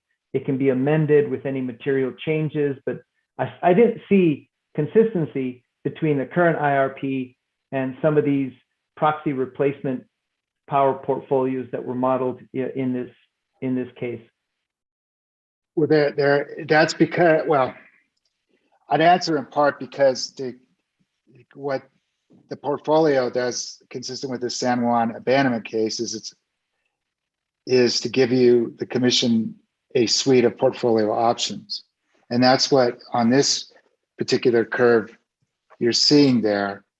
And then with the range of 300 to 30 million to 300 million, with the median savings of 143.7 million, depending on the type of resources the commission might select. Now, even further than that, you've got PNM table NLP-1 on page 42 of the recommended decision on screen, which shows the technology neutral scenario and the no new combustion scenario, and the estimated cost there, net present value 2021 over 20 years. I can't speak to what the IRP, I'm not responsible for that case. I'm not involved in that case. So I can't speak to what is in the record of that case, but I can present this to you as a credible analysis, or at least what I find to be a credible analysis.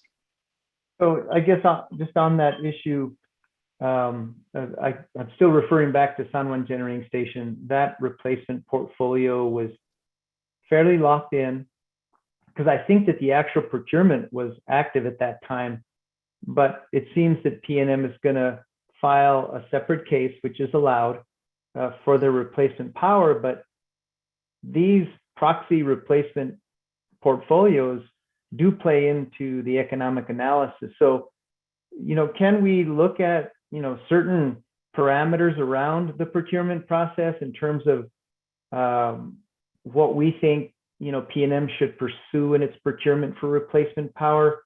I still see it kind of wide open. And I'm asking you, Anthony, shouldn't we put any kind of parameters? Hey, these should be kind of some of the constraints that are consistent with this analysis and this application cost savings. Mr. Chairman, Commissioner Mayestas, very good question. I respectfully advise the commission that it should hold off on trying to place any parameters around that issue and just wait for the proceeding in which the matter is before you. And I say that in part, not just coyly to say, let's just hold off, but because it's hard to say. Because, and I want to give you an example. That's why I included this. I thought about this issue quite a bit, obviously, and that's why I have this long footnote here where Mr. Falgren talks about the substantial reduction in CO2 emissions on the PNM system.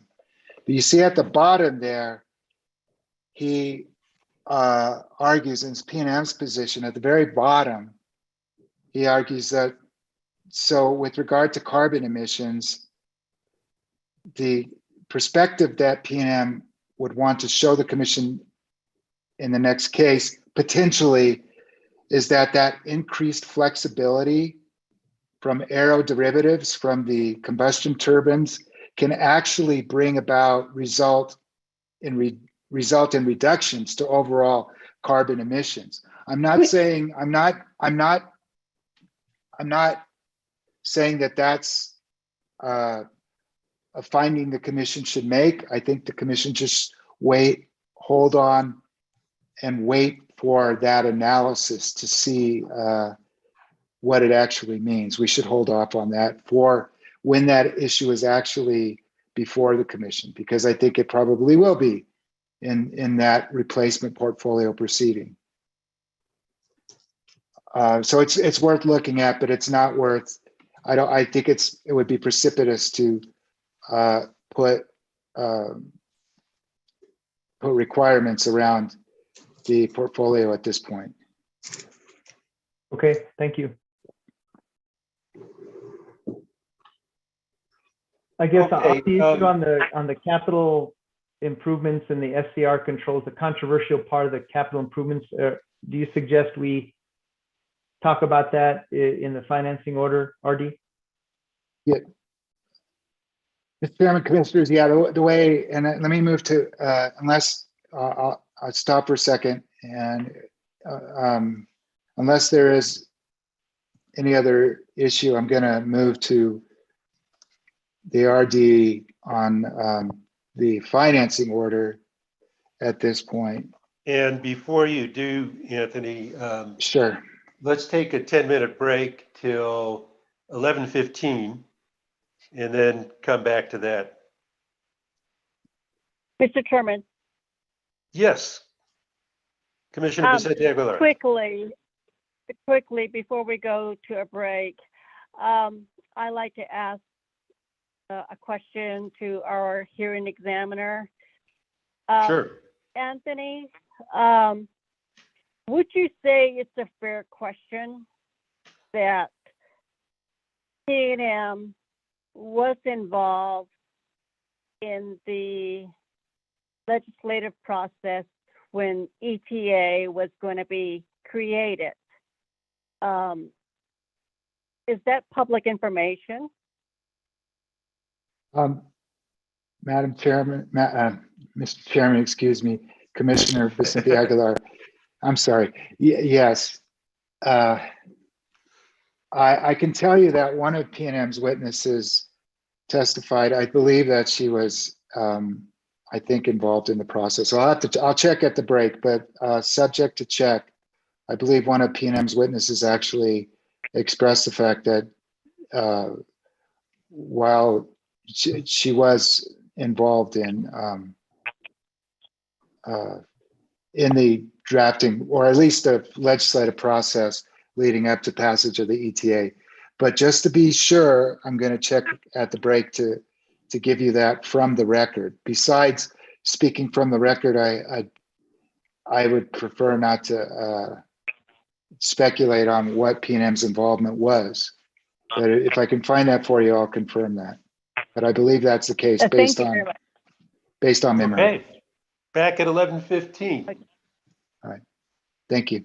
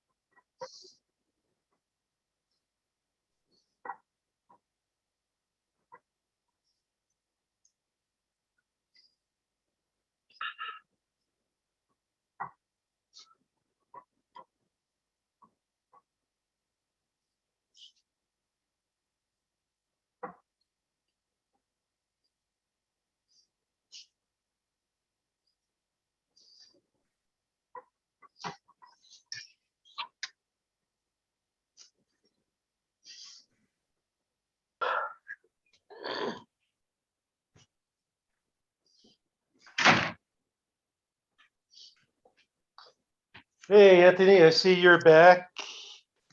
Yes, sir. Uh,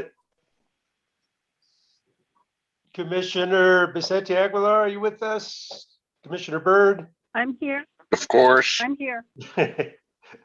Old Reliable. Um, Commissioner Maestas, you back?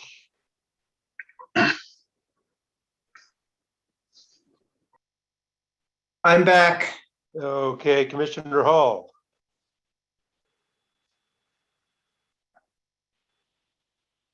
Here, Okay, terrific. So Anthony, we were gonna go forward with the financing order. Chairman, commissioners, do you have on screen the recommended decision on PNM's request for issuance of the financing order? Yes. Okay. The issues like the SCR pollution controls, all they're cost issues. And so as you can see from the table of contents of the decision, that issues related to abandonment costs and energy transition costs, and constitutional issues that address the Energy Transition Act, all of those things fall under the rubric of the ETA's analyses. And so you see at the top there, capital investments made as of a certain date, that falls under parts of the analysis about what kind of a standard of review the commission is capable of conducting or can conduct legally with respect to particular costs and investments, and also other things like plant decommissioning costs. And then we get into the disputed issues. As well as I indicated, the parties' request for the commission to address constitutional issues, that I'll just quickly say that as in the San Juan case, 1918, the commission deferred to the authority of the Supreme Court to determine, and I recommend the same in this case. Now, getting to my summary of the recommendations, that's where I'd begin my discussion of issues and recommendations, is to give you the summary. As I indicated before, this may be the last time the current iteration of the Energy Transition Act is applied by the Commission, since the Act as written contemplates the retirement and securitization of the qualifying utilities, PNM's interest in two facilities, the San Juan Station and the Four Corners plant. This recommended decision on the financing order addresses 5 primary issues and a number of sub-issues. First, the recommended decision on if the recommended decision on the sale and abandonment and this decision are approved by the commission, PNM would be authorized to securitize, that is, issue through a special purpose entity affiliate of PNM, $299.7 million that PNM estimates in total upfront costs to abandon its interest in Four Corners, the 13% interest plus the FCPP assets. This would include the full $271.3 million undepreciated investments PNM estimates it will have in Four Corners as of December 31, 2024, the abandonment date, including the disputed Four Corners selective catalytic reduction, the SCR, pollution control system, or SCR controls, and other life extending capital expenditures for which the commission deferred its prudence review in case number 16-276-UT, the 2016 rate case, to a subsequent rate proceeding. While, as I go into detail, PNM argues in this case that the legislature, in enacting the Energy Transition Act, forever barred the commission from conducting the prudence review, this decision concludes that reading the Energy Transition Act in harmony with related provisions of the Public Utility Act addressing the commission's rate setting responsibility and its supervisory or superintending control or supervisory control over the cost of utilities, the commission retains the authority to perform the prudence review in PNM's next general rate case. Second, this decision would authorize the PNM to collect energy transition charges, ETCs, to pay the debt service on the energy transition bonds over a 25-year period. The energy transition bonds would be issued shortly after the abandonment date of December 31, 2024. PNM estimates the debt service on the bonds to be approximately $16.7 million per year for 24 years and $8.3 million in year 25. Pursuant to the proposal, in this case, residential customers would be assessed an energy transition charge of $1.32 per month for customers using up to 999 kilowatt hours and $3.44 for those using 1,000 kilowatt hours and above per month. Small power customers would be assessed a charge of $2.89 per month. The energy transition charges would be trued up periodically pursuant to the, I think it's section 6B adjustment mechanism over the 25-year collection period as necessary to reflect changes in total PNM customer consumption and under collections to ensure the debt service payments are made in full on time. The ETCs would start being charged pursuant to the ETA rider established to collect the ETC funds, the Energy Transition Charge Funds, shortly after the bonds are issued. For example, if the bonds were issued on January 15, 2025, the ETA rider would become effective on February 14, 2025. Third, has also provided for the San Juan generating station abandonment in case 1918.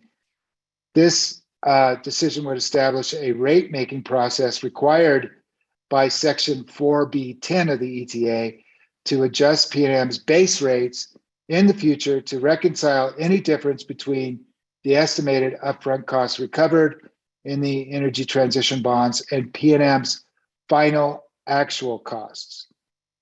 This process includes the opportunity to review, as I again go into detail later in this decision, the prudence and reasonableness of costs like PNM's decommissioning costs and the SCR controls and additional life extending expenditures the commission placed in rates provisionally in the 2016 rate case.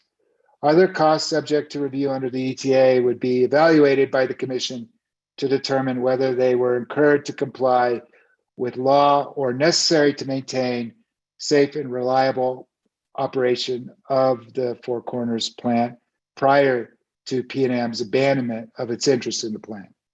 Fourth, included in the costs going into the bond financing are $16.5 million in payments to state agency administered funds, energy transition funds.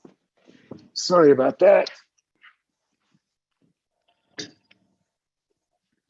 I had that phone off the hook last night and I put it back on the hook. So sorry for that, but I planned to give this presentation last night and then I forgot. So I'm going to leave that ringing for a second.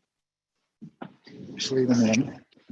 I'm going to unplug it actually, so it doesn't happen again. Apologies for that.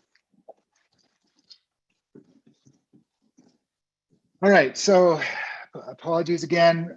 Including the costs going into the bond financing are the $16.5 million in payments to state agency administered energy transition funds that I addressed in the context of the already today and in the context of the recommended decision on the sale and abandonment. So I'm not gonna, I can get back into it in further detail later, but I'll just move over it, except to say that the funds would be available as administered by the state agencies responsible for those funds 6.5 years prior to the currently scheduled shutdown of the Four Corners plant. Fifth, again, as in case 1918 for the San Juan plant, PNM would immediately reduce its base rates to eliminate all the Four Corners capital costs at the time it starts charging the energy transition charges pursuant to the rate making method called for in Section 4B11 of the Energy Transition Act. This reduction would more than offset the additional cost of the energy transition charges. The immediate impact of the abandonment and securitization therefore would result in a net savings in customer bills, all things being equal. For example, PNM estimates that an average residential customer using 900 kilowatt hours per month would see monthly savings of either $8.50 or $8.92, $8.50 or $8.92, depending on the resource portfolio deployed to replace the Four Corners capacity and energy, while a residential customer using 2,000 kilowatt hours would see savings of either $18.38 or $19.31 per month. For small power customers, the impacts range from an increase of $2.89 based on no usage to a decrease of between $1.09 starting at 500 kilowatt hours use to $133.12 per month for 15,000 kilowatt hour usage per month, depending again on the kilowatt hour usage and the replacement resource scenario. And if you recall, going back to the discussion right before the break, we're talking about either scenario 1 in NLP-1, that table, or scenario 2. I addressed that and cross-reference it at the end of this decision in setting out how that analysis of the replacement resource portfolios, the proxy portfolios, and the estimated savings then play into an actual impact on customer rates later on in this decision. And so that's how there's an interplay there. So therefore, that Section 4B11 methodology, which results in immediate credits to eliminate the full costs of Four Corners investments when the energy transition charges are first assessed, would, all other things being equal, produce immediate savings for customers. But PNM's proposal, while it would credit the Four Corners capital costs at the time the ETCs are assessed, it would credit other expenses in a subsequent rate decision. However, if pursuant to a rate decision in the subsequent case, PNM has already adjusted base rates to reflect the abandonment costs of Four Corners at the same time that customers begin to pay the energy transition charge, there would be no need for that rate rider credit to be implemented. Consequently, given all the cost factors and variables that must be evaluated in PNM's next general rate proceeding, as we found in case 19-18, the overall impact on customer bills cannot be confidently projected with any reasonable certainty in this proceeding.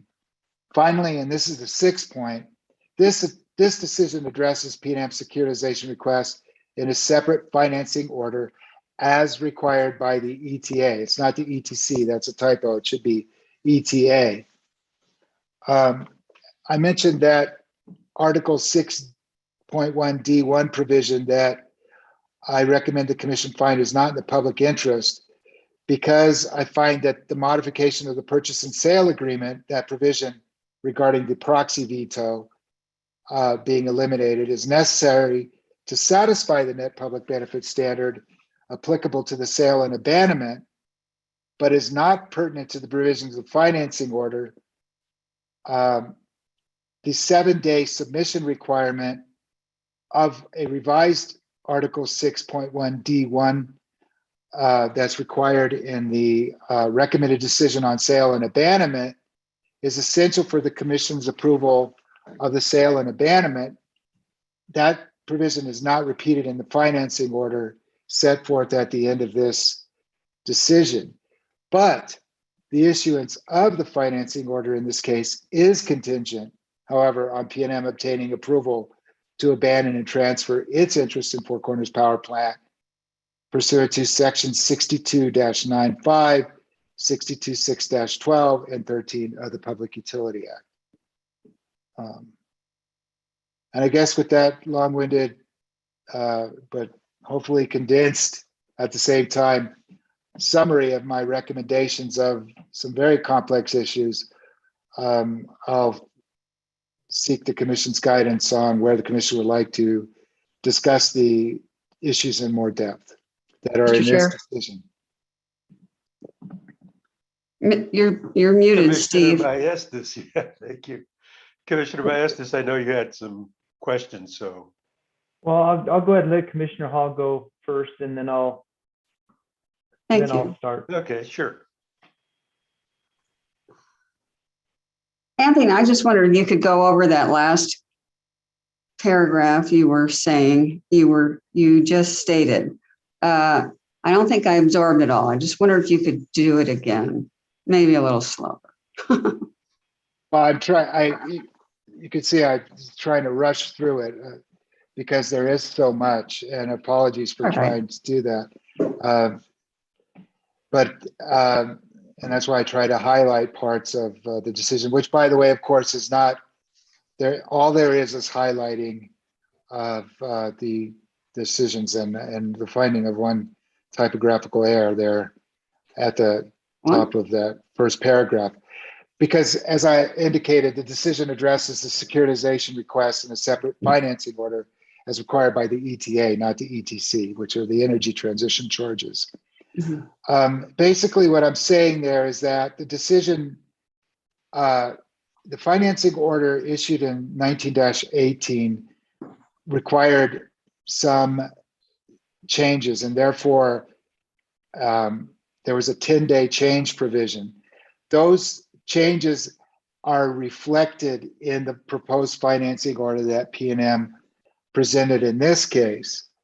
So they're not required in this case because those changes have already been made to the financing order that I recommend the commission approve in this case. Which changes are you referring to? What changes are you referring to now? There were changes, I can't remember exactly what they were, but there were certain modifications that Ashley and I recommended to the financing order.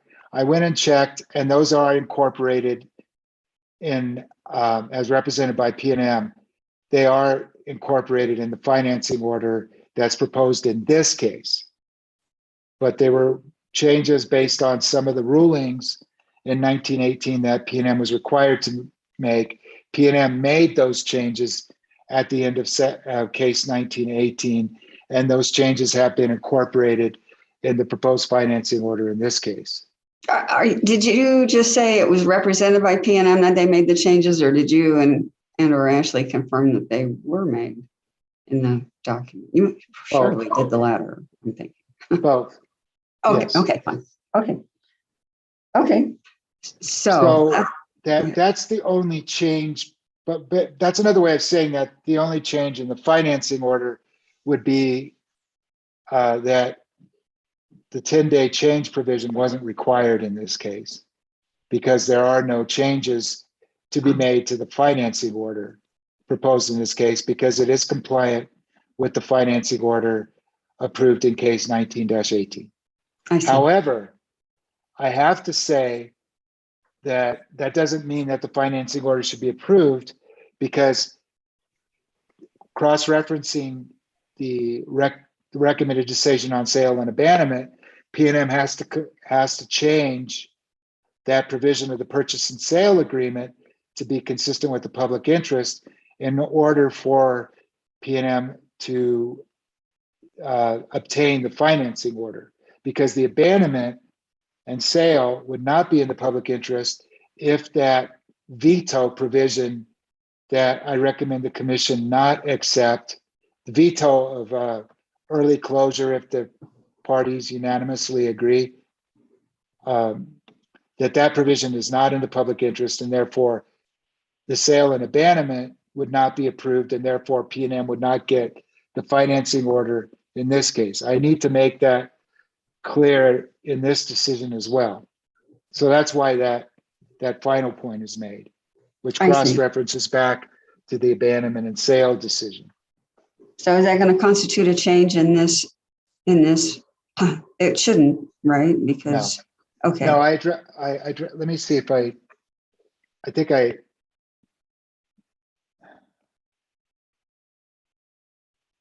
getting to the financing order itself, and I'm, that's why I say here that where that's cross-referenced and incorporated in the financing order is here on page 121, where I say that I find that the proposed financing order is substantially consistent in all material respects with the financing order approved in case 1918. Therefore, in accord with the foregoing statement of the case, background and legal framework, discussion of issues and recommendations, and conditioned on Commission's approval of the abandonment and sale and transfer of P&M's interest in Four Corners, in the recommended decision on Four Corners sale and abandonment issued on this date, the hearings that I recommend that you adopt the following financing order. While that looks like boilerplate, that is actually inside baseball here for hearing examiners. That's actually incorporating everything that's up above, including what I say at the beginning there is that it's contingent on what I have there italicized, which is consistent with that recommended decision on the Four Corners sale and abandonment, which incorporates that requirement that P&M change that provision of the purchase and sale agreement so that it cannot block an early closure if the owners with the say in the matter decide that they unanimously want to either close the plant early or reduce operations at the plant. So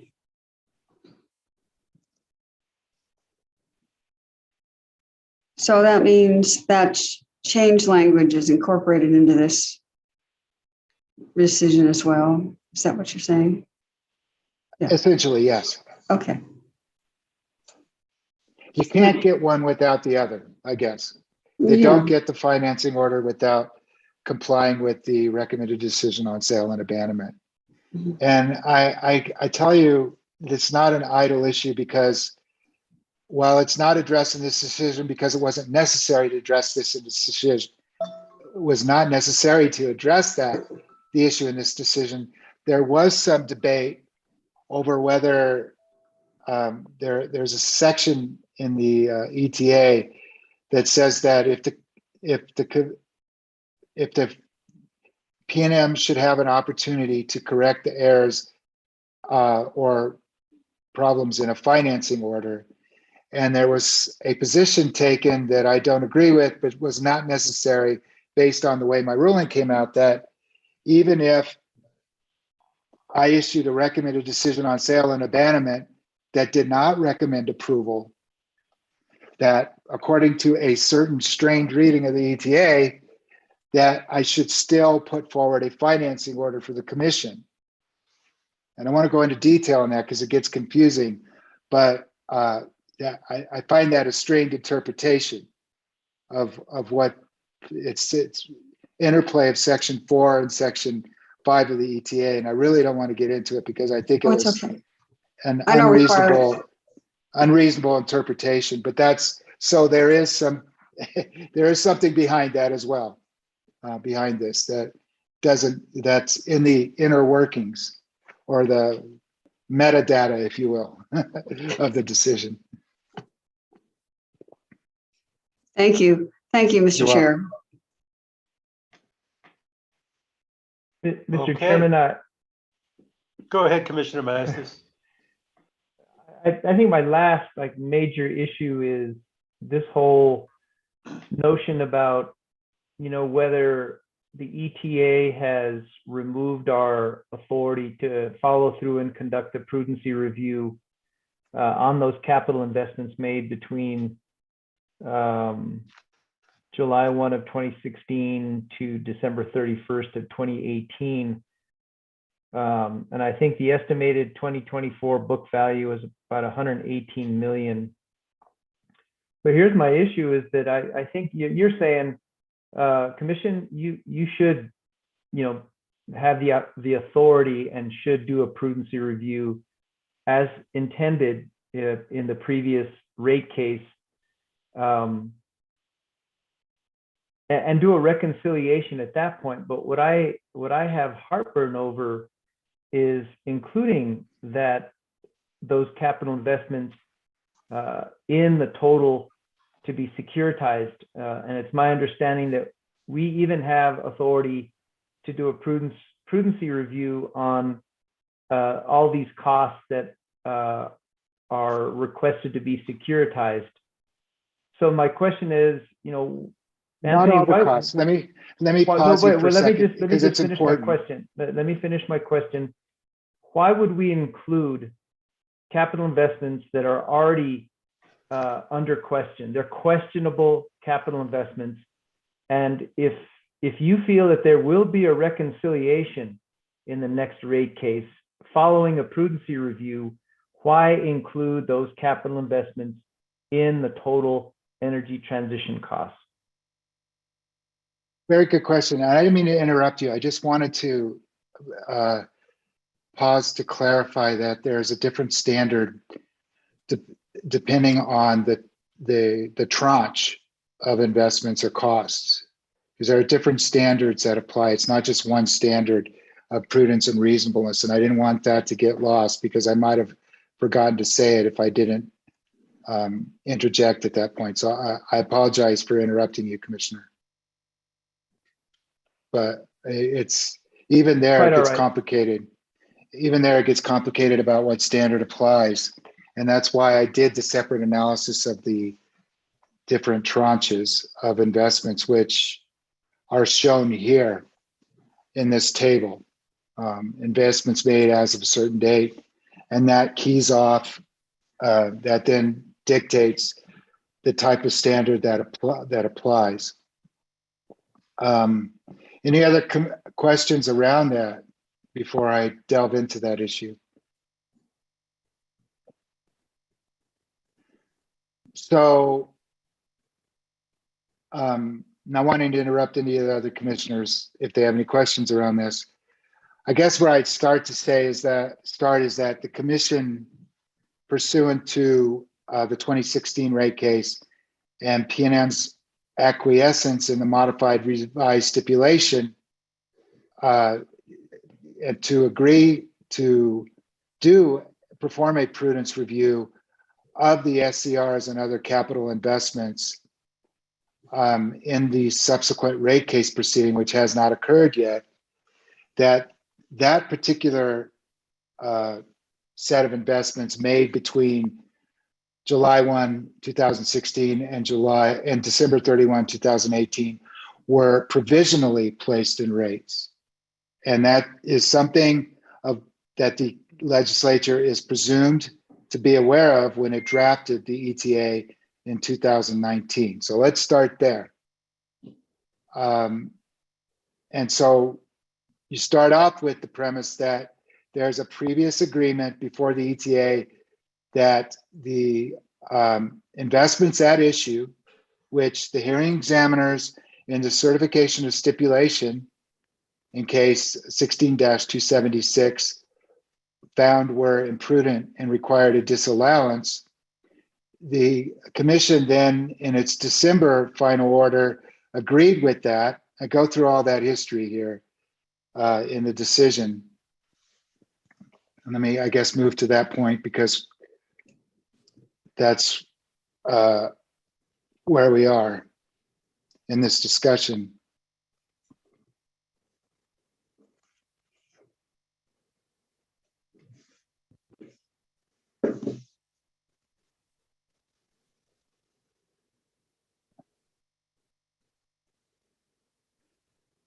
Yeah, so that discussion takes place here on pages 63, the history of it, through 66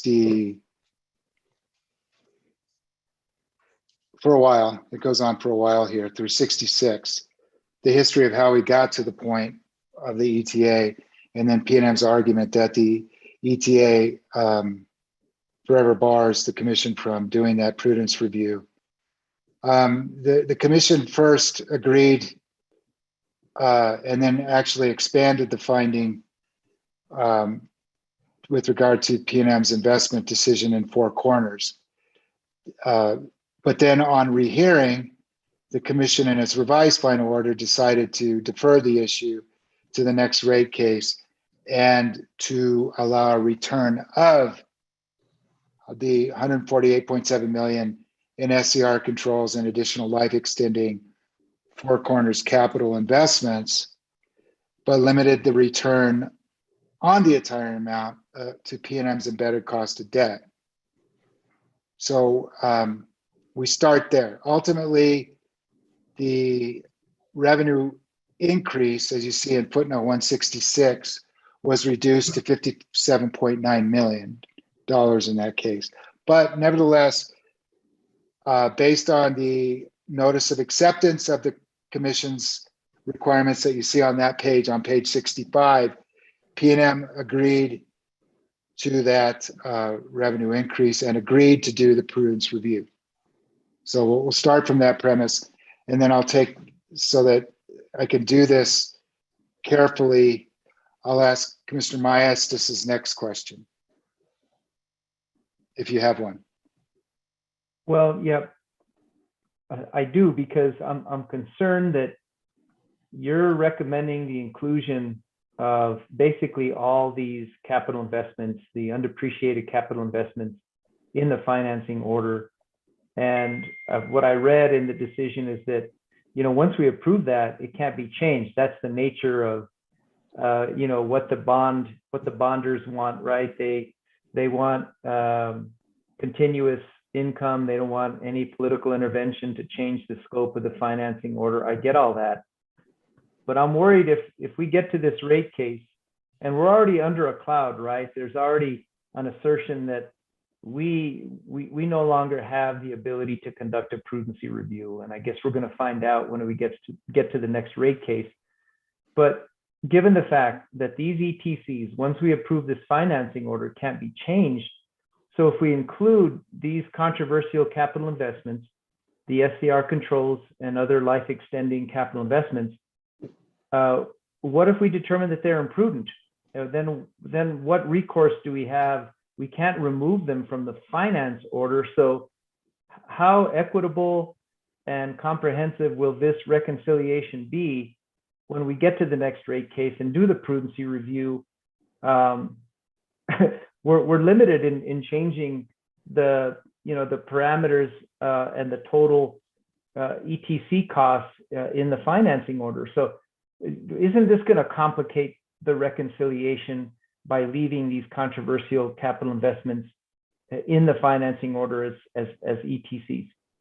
Well, first off there, Mr. Chairman, Commissioner Maestas, the ETA provides for this process because the cost provisionally placed in rates, which the commission is authorized to do and commissions often do, subject to refund, subject to subsequent evaluation in a later rate case. In this case, the securitized costs, as you see on page 41, there's a summary of upfront energy transition costs to be financed. Those are securitized. The bond holders are guaranteed their return through the securitization. But, and that's why I put the bookmark there, you see, to decide rate making process. The section 4B10 rate making process has to be, according to the Supreme Court, section 62-87 of the Public Utility Act, because section 4B10, let me pull up that provision of the ETA, if I can. Can't get to it here at this point.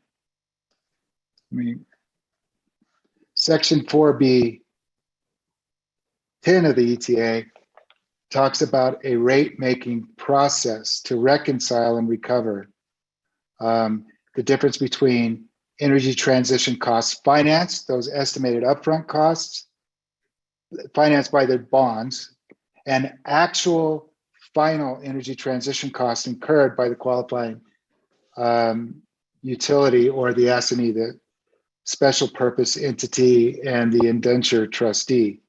Now, getting back to what did the legislature mean when it means rate-making process? The Supreme Court says in that footnote 231 there that the rate-making process has to be, it depends on the costs, but it's either a general rate case involving a commission notice, hearing, and approval process, or an automatic adjustment clause like a fuel clause, depending on the type of costs involved. The type of costs involved here obviously are the type that would be addressed in a rate case. So we've got to take it slowly, step by step here to get through the analysis. So we've gotten that far. There is a process. This is not retroactive or retrospective rate making. The commission provisionally put the costs and rates as it's allowed to do. And I give examples of where commissions have done this type of thing in the past. And then, so the rate making process is built into it. Now, going back to case number 1918, we did an analysis of, on a preliminary basis, the tranches of costs that that are involved in an abandonment, the energy transition costs, the abandonment costs, and what kind of authority the commission would have. And I go through all of that in the decision here that if, based on the burden and whether they've been placed in rates, how have those investments been placed in rates? And these SER controls, they were provisionally placed in rates. Therefore, they can be securitized. However, just like other decommissioning costs, which are subject to a prudence review, reasonableness review, the commission can review these in a subsequent proceeding. Why they're not, the prudence review was not conducted in this case, I explained that as well. First off, to be consistent with the commission's prior decision and PNM's agreement to conduct the review in a subsequent rate case, that should be done in that subsequent rate case, consistent with what, and that where I'm turning to now here is on page 84, where I address why it needs to be done in the subsequent rate case. And that's to be consistent, first off, with, it's on page 85 actually, performing the prudence review. In this proceeding, there were several impediments. The first off is to be consistent with the revised final order in the 2016 rate case and PNM's agreement to conduct that review, which is based on which the legislature is presumed to have understood when it crafted or enacted the ETA. Second, assuming the commission were inclined to find the disputed investments were imprudently incurred, the remedies proposed in this proceeding and the time that the commission had in this very complicated issue-laden proceeding, there simply wasn't enough time between now and the statutory review deadline, which is December 15, 2021, for the commission to consider appropriate remedies. In my view, aside from complete disallowance and removal from rate base, which is what the interveners apparently would have the commission do. I wouldn't feel comfortable recommending that without doing a separate and more deliberate review of potential remedies for any alleged or found, assuming the commission were inclined to find that, to find any imprudence. Third, the record in this case, frankly, was insufficiently developed to either find prudence on the part of PNM with regard to the investments or imprudence. Even though I tried mightily early on to take administrative notice on the issue of prudence, consistent with the commission's guidance in the 2016 rate case, that process was not complied with by the parties in order to perform the prudence review. What ended up happening was the parties, for the most part, cited to the certification of stipulation. And as I mentioned earlier, the certification of stipulation was ultimately, at least on that issue, was rejected by the commission. And so while I tried at the last, on the last day of the hearing or near the end of the hearing, to make that commission, the certification of stipulation, a commission exhibit. In fact, it was made Commission Exhibit 1 without objection. Ultimately, that certification of stipulation cannot really be considered evidence on its own of the issue of prudence in a way that would seriously withstand appellate review. And so there simply isn't an adequate record in this proceeding to perform the prudence review that PNM agreed to do in the next rate case. So, Mr. Chair, if I just could follow up on this, I'm still not convinced, only because I still think we have this legal issue that's hanging over our head. I think if PNM would have stipulated that, okay, despite our argument that the ETA has undercut or removed our authority to conduct the prudency review, then we'll still allow it, we'll recognize it. But I didn't see that in this document. So what I'm worried about is that if we include those capital investments, those questionable capital investments, and then as we near the rate case, what if PNM legally challenges our authority to do the prudency review?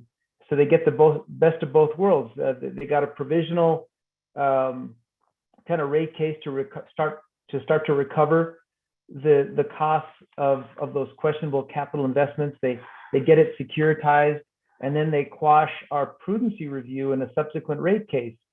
So I think that this commission has greater leverage by excluding it as an ETC and from the whole securitization total, and reconciling at the next rate case to preserve our authority under the PUA. So I think that's still my position, Anthony and Mr. Chair. I'm not talked out of it right now. I'm not an advocate here. I'm not trying to persuade you. I'm trying to tell you what my recommendation is, and and the key to your point is you have to, Mr. Chairman, Commissioner Maestas, and other commissioners, you have to have a basis to exclude the costs from the securitization, and that the basis for excluding the costs from securitization were not supported by a preponderance of the evidence in this proceeding, would not have been, based on my explanation of why. So without a basis for excluding the costs from securitization, what is the alternative? The alternative is to go through carefully evaluating, reading in harmony, the Public Utility Act and the Commission's rate-making authority, and then asking whether the legislature, which I do in the pages leading up to this earlier on, whether the legislature actually intended to arrogate, to take away the Commission's authority to perform the prudence review with regard to this one discrete set of costs. But again, absent a solid basis to exclude these costs from the securitization based on a preponderance of the evidence, there isn't a basis in this case to exclude those costs. There isn't a legally articulable and supportable basis to, articulable maybe, but not supportable basis based on a preponderance of the evidence. And you see bandied about, go ahead, you can No, I interrupt was me. just going to say, so I thought that, you know, a basis to exclude would simply be it's a subject of a prudency review that has yet to be determined. Isn't that a basis for excluding those questionable capital investments, SCR controls, and That would, the commission could make that. I don't think that that's a very risky, that's an even more risky approach, because the securitization would be substantially reduced. And I don't, that Mr. might Chair, undermine the the architecture of the proceeding. Let me put it that way. Mr. Chair, it's almost as if that's a question to go to general counsel in a way. I mean, at this point. So I think I understand the need to ask these questions, but that just popped into my head. That's all. It's not that big a deal. Anthony certainly can say whatever it is he thinks he should say. Well, Commissioner Mastis, continue if you've got more questions. Yeah, please. no, I think this is my, in the financing order, this is my primary issue here.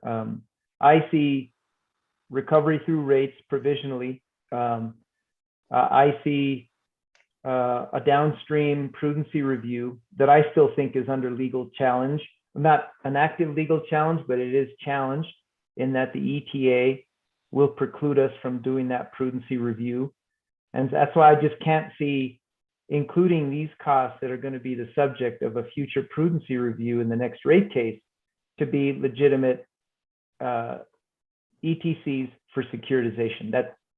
And so there's no need to belabor it. I think you've referenced. Again, let me step back. That seemingly anodyne gerund phrase, we got to start with the law. And I'm not addressing exceptions. And by the way, PNM did not file exceptions.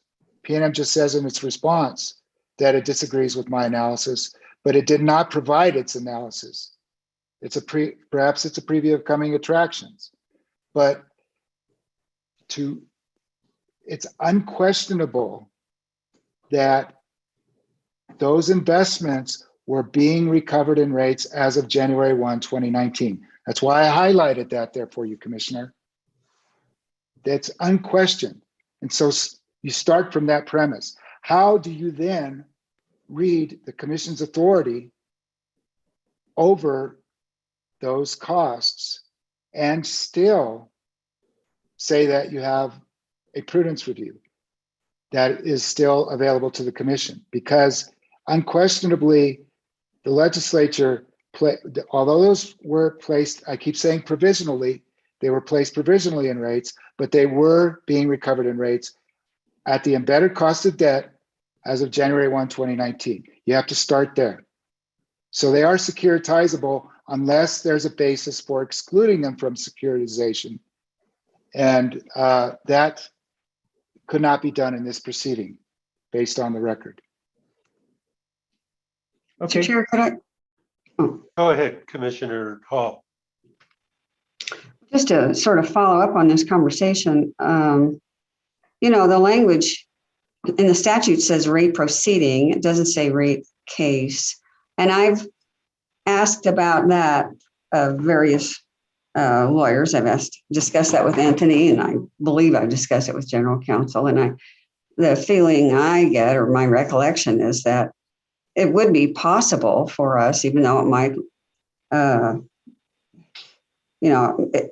under other circumstances might be considered piecemeal rating, but we have the authority to call a hearing for any purpose we choose. And we could have a special proceeding that could you know. And again, that's why I cited the NMPRC case there, because I Yeah. anticipating this problem. What does the legislature, when it talks about rate making process, what does the legislature mean? Supreme Well, Court interprets it to go right to the heart of the commission's authority under 6287 right. of the And- PUA. And not, we have the authority, but also the duty to make sure costs are incurred prudently. And we also have the word provisional to rely on. I mean, people don't write words unless they mean something. And the legislature knew that was there. And agencies have inherent authority to do whatever is necessary and reasonable to carry out their works. I mean, there are arguments that I think really strongly bolster our position in being able to conduct that prudence review, not just at a time when the utility picks, but at a time when we pick, which could be sooner rather than later. Statutes have to be read in harmony. So if a court would have to interpret whether or not we had the authority to conduct that prudence review, they'd be under the obligation to recognize as much force and effect of that requirement for us as they would the ETA's requirements as well. I don't think it's as much of a risk, I guess, bottom line, than you think, Commissioner Maestas, because for the reasons I just stated.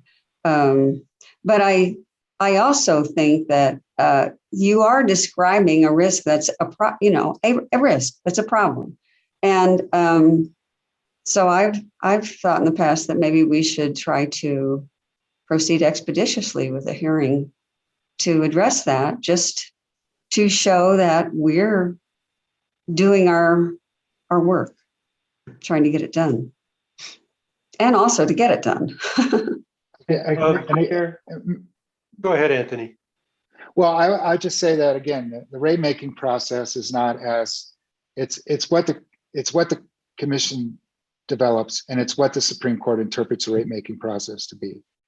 It's clearly said at 62-87, so it's not as limited as perhaps some parties may suggest in a subsequent proceeding, and not appropriate as some parties may suggest in that rate making case. And it's certainly not retroactive rate making because, again, there's a provisional placement of rates, and the legislature in the ETA created a reconciliation process pursuant to Section 4B10. Great. And again, there's no way of getting around the fact that those SCRs, the SCR controls, were and the other life extending expenditures in Four Corners in the relevant period of that tranche, 2016 to 2018, were being recovered in rates at an embedded cost of debt. No question about that. Question is then, how do you square the commission's authority to perform the prudence review that PNM promised it would abide by, and the subsequent anodyne gerund phrase being recovered in rates as of January 1, 2019. If you believe that statement, that anodyne gerund phrase took away the commission's authority, then by all means vote against this. I don't think that the legislature did that based on my analysis, as you see on starting there at page 80 and running to page 83, because the legislature has in the past curbed or limited or taken the discretion of the commission away to determine whether some costs are reasonable and subject to a prudence review, like under Section 62-16-6A, the Renewable Energy Act, where you see there, they say that costs that are consistent with commission approval procurement plans or transitional procurement plans shall be deemed reasonable. Now, it was PNM that invoked Section 1662-6A, but as I say there, interestingly in its brief, PNM cut out the connective tissue. It didn't mention the fact It knew very well, going back to 2005, when it challenged a ruling by a hearing examiner that shall be deemed reasonable doesn't mean that it's automatically reasonable, that there's a rebuttable presumption of reasonableness. So P&M, going back way back to 2005, and I won't say who the hearing examiner is because you're staring at him, that hearing examiner addressed this very issue. So when that language was left out of P&M's brief, I thought it was curious, quite frankly.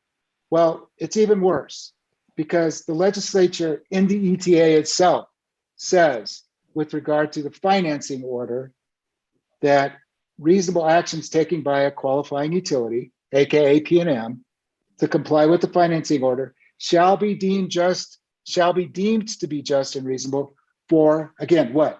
Rate making purposes.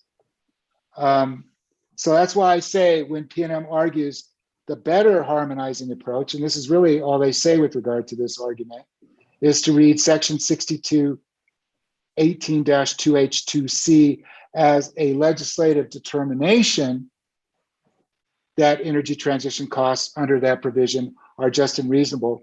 The glaring omission of that legislative determination, a determination, let me emphasize, from that provision, expressly stated in another part of the same act, undermines that position.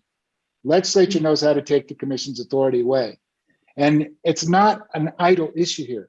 We're talking about, at the time, almost $150 million in investments. And that's why I say in footnote 238, it's fair to ask whether P&M would even have the opportunity to take this aggressive position. I say aggressive later, somewhere else in the decision. If that language there that's italicized and bolded, if that had been forthrightly, and let me emphasize, forthrightly placed in front of the provision or after the provision being recovered in rates as of January 1, 2019, shall be deemed just and reasonable for rate making purposes. It's a fair question to ask whether P&M would even have the opportunity to take that position had legislators been aware, knowing that P&M had acquiesced to the prudence review, and then saying that being recovered in rates as of January 1, 2019 shall be deemed just and reasonable for rate making purposes, whether that would have survived through passage of the act with that red flag being waved about, well, what do you mean there? It's at least a fair question to ask, and I ask it in footnote 238. And that's, I could say more on the subject, but I'll leave it at that for now. Thank so you. Mr. Thanks. Chair, I guess what I'll just say is the way I interpreted the reconciliation of any energy transition costs through a subsequent rate making seemed to have been geared or designed for decommissioning because of the nature of it, right? You estimate decommissioning costs and then you true it up when you get your actual decommissioning costs. And that's why I felt that that's not really applicable to a core part of the undepreciated assets that P&M, wants to securitize here.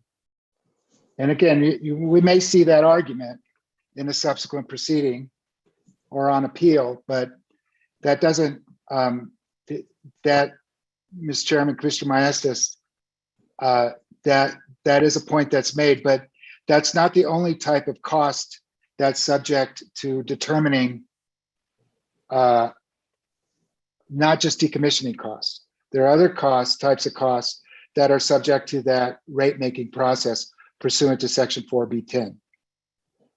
And one of those is the cost provisionally placed in rates, the SCR controls, and other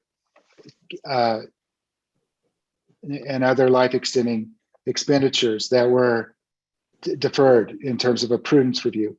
That also includes, it's a disputed issue on another form of cost. The cost projected from July 1, 2020 to December 31, 2024. That's disputed by Western Resource Advocates, which supports the abandonment and sale. But, again, ultimately, pursuant to the rate making process, and this is not disputed by any party, whether the expenditures were made for the spot to pursuant to law or for the safe and reliable operation of the facility, that's up to that rate making process. So that rate making process cannot be as limited and prescribed as some people may suggest it is, because there are lots of determinations that will need to be made in the next rate making proceeding, and to the extent that decommissioning costs aren't even ready for the next rate making proceeding, a subsequent rate making proceeding. Okay, thank you. Mr. Chair, Yeah, Commissioner Hall. I just wanted to mention, I have a 1 o'clock meeting. I just wondered, are we scheduled to go to a certain time in this meeting? Well, if we need to discuss further and you need to leave, I think we would still take this opportunity to discuss further for other commissioners. Certainly you could give commissioners or Anthony a call and, catch up on what was discussed in your absence. Sure. Yeah, well, and actually, I thought you had that meeting too. Actually, I do, but You got this one too. this we need to follow through on. It's Yeah. pretty important. Yep. But maybe we can move through this a little bit quicker. I'm going to throw Anthony, to throw a couple of Hail Marys here in terms of alternatives that we can pursue. And tell me whether these are things we can do or not. And again, I'm calling these Hail Marys because based on what you've said, I suspect the answer is no, but got to ask. So first of all, I completely share the concerns that have been raised by Commissioners Maestas and Hall. Once it gets to a rate case, who knows what arguments will be raised, and the costs will already be securitized. And, if we can avoid that risk, it would be great. So Commissioner Hall has raised the idea of, couldn't we have a separate proceeding to determine prudency? And my question on that is, we do have deadlines that we have to make a decision per statute on this case. So my question is, under the statute, if we made a decision on this case to accept all provisions of the financing order, subject to proceeding of the nature that Commissioner Hall suggests, would that pass muster under the statute? I'm sorry, Mr. Chairman. What is precisely, I want to make sure I understand the I'll try process, that again. the process that Commissioner Hall or Maestas proposed. Well, so Commissioner Hall suggested that maybe we could just open a proceeding, purely a rate-making proceeding that purely focused on the prudency issues raised here, solely to resolve those. The prudency issues arising from that stipulated agreement in the past, which have been carried forward. Exactly. So if we did that, and we said, gee, we say yes to this financing provision based on the results, the financing number to be finally determined by the results of the kind of proceeding that we just talked about, would that pass muster under the law? I think I've already answered that in the RD. Yeah, I think. Well, I want you to just kind of expand on your answer is clearly no. I want you to expand on that. Well, this is the general counsel type question, really. But. Yeah. Well, to the extent that you're asking me about a recommendation of another proceeding, Yeah, since it was a football analogy of a Hail Mary pass, unfortunately, I'm going to have to punt to the general counsel. you're so clever. But It's just, But there are limits. however, as I say, section 4B11, there's another process where you have the automatic taking the abandonment costs and energy transition costs out of rates and securitizing them. And then there's a true up rate rider credit, if you will. That, as I indicate, that process may not take place if before February or January 2025, the commission has already done a rate making proceeding that reconciles a rate making process. That's the answer that's set forth in the decision. Say that one more time. I'm probably just naturally resisting because I don't want to hear your answer. P&M witness Baker says, look, this is part somewhere in the decision, at different places. The section 4B11 process will cause that true up and likely credit the numbers that I talked about in my recommendations at the beginning of the decision, where there is a reduction based on the securitization as opposed to what was being recovered in rates. Clearly, there should be savings based on that, all other things being equal. If before the securitization and the final numbers, whether it's 118 million or whatever it is with regard to the SCRs, if there's some other number determined in a rate-making process that takes place before the securitization, then that's the number that's the cost amount that is securitized. So built into the process here is that there may be a rate-making process that may possibly resolve some issues. And that's consistent throughout the decision, the way that the architecture of the decision based on applying the ETA. It comes back to that section 4B10 rate-making process. And the question is, when does that process take place? So I'm going to ask a couple of timing questions here. And those I might have to punt. Maybe, but let's see. You'll tell me if you have to punt. And it's kind of a defensive maneuver, the punting. I just want to let you know in football. But anyway, unless you have a really good punter. Yeah, like the one for the Seattle Seahawks that kept placing us within the 3-yard line in the last game for my team. But anyway. I didn't catch that, but my team probably lost. I think they did, the 49ers, right? Exactly. That's what I'm talking about. Okay. Anyway. My team too.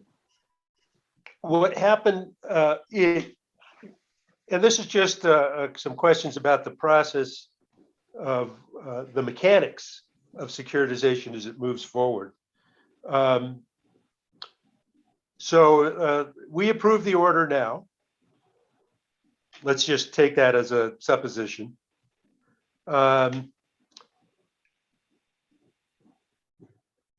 Does that obligate? Well, okay, so we approve the securitization now. Does that give PNM the right absolutely to finance the full amount approved in the securitization, regardless of circumstances? As according to PNM's own witnesses' testimony, the ultimate amount to be securitized depends on when that rate-making process takes place. If it takes place before the securitization, according to witness Baker's testimony, then that 4B11 reconciliation or true-up would not need to take place. Interpret that to mean that there would have been a true-up or a reconciliation before, pursuant to some process. It has to be a rate, can't be anything other than a rate making process. So let's say we approve and And again, let me back up a second and emphasize what is being approved in this cost are upfront estimated costs, right, subject to reconciliation. Reconciliation. gotcha. So this is where I'm headed is, so let's say we approve this, but as part of this approval, which 300 million, what I can't remember the exact number, but we approve that for securitization. And then we proceed with the kind of special purpose docket that Commissioner Hall raised. And the securities aren't going to be issued for another couple of years. Can, at that point, if we make a determination of imprudence, would that then be incorporated into the actual issuance amount of securities issued? The final actual cost to be securitized would have been determined in the rate making process before the securitization. So using the language of section 4B10.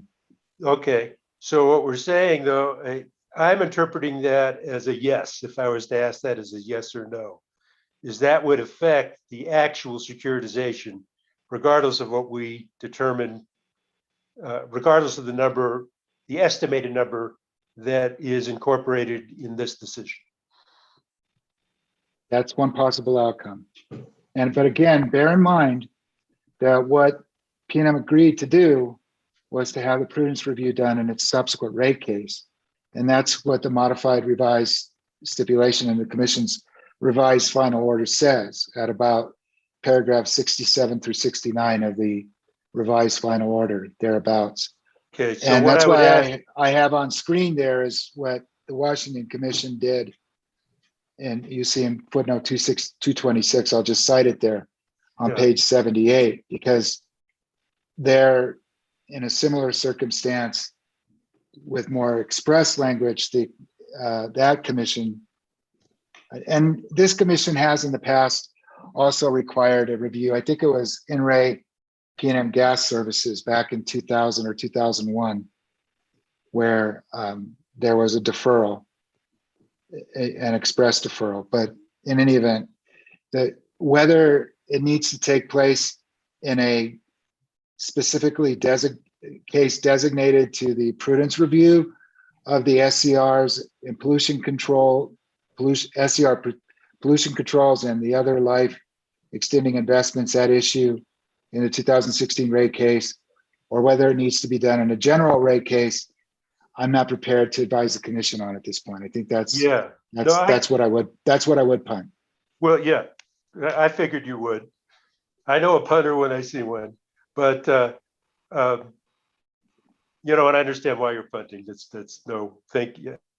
I understand the position you're in, but it seems to me there are some strong arguments that the circumstances we're looking at here were never contemplated when that decision was made. And this is something we would ask general counsel. It would seem to me there'd be a strong argument to say, hey, these circumstances really justify a special proceeding. And I think I have to say too, that this is part of my analysis of the issue itself, right? Because I say on page 81, subsequently, and I'll just quote it to be safe, keeping in mind that PNM voluntarily submitted to the commission's authority to review the prudence of the costs at issue.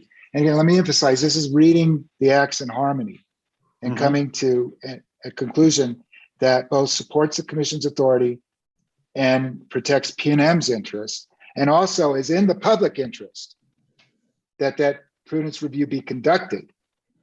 Ultimately, right? The commission's authority to review the prudence of the costs at issue, that any potential allowances, disallowances would be implemented pursuant to that section 4B10 rate making process that I keep emphasizing there. Ultimately, if P&M succeeds in proving the SCR controls and the other contested capital additions at Four Corners were prudently incurred and otherwise reasonable, P&M will have suffered no adverse consequence, having been made whole through the securitization financing, and ratepayers would be responsible for their fair share of costs and just and reasonableness in rates. But what I'm suggesting is that we may not have to do, if we do an early prudence review before the securities are issued, then they'll never issue those excess securities. Yeah. And we won't have to true it up, But provided bear we in act mind, quickly enough. but Mr. And that under your Mr. legal interpretation, it seems to me we could do that.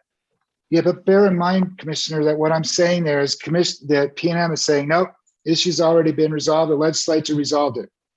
Oh yeah, I know It's been that. I know they're deemed saying prudent. that. I And know they're that's what I'm saying that. saying is untenable. That's an untenable interpretation. Yeah. So the timing of it is up to the commission pursuant to the Okay. section 4B10 rate making process, bottom line. What that Okay. timing is, I will defer Okay. to So general all counsel. right. At least we've got kind of clarified that issue a little, and that's one we really need to follow up with general counsel, as Commissioner Hall says. But at least it seems to me there's a couple of options there. And I don't want to get beyond my Yeah, I my get it. designation to you that I have a record before me that I'm presenting to you. And I anticipated the issue, and I think I've laid it out, and the recommended decision speaks for itself on those issues and makes findings with regard to the witness's testimony and does the I analysis. appreciate. But going beyond that, I don't feel comfortable. Yeah, no, I appreciate your patience, and of course, you know, we're like everybody else you face. We always press far beyond the rules if you let us. So anyway, That's fine. I respect completely where you're coming from there. So other commissioners, I just wanted to get that out there as something for us to be thinking about. Commissioner Vicente Aguilar, do you have any further thoughts here? No, Mr. Chairman, I'm listening to the recommended decision discussion, and I'll state my points at a later time. Thank you. Okay, and Commissioner Byrd? Ditto with Commissioner Vicente Aguilar. Okay, I want to say that as I read this decision, I thought it did a real good job of considering all the issues and outlining a lot of the nuances, which I don't claim to fully understand at this point, but I do trust that Anthony does.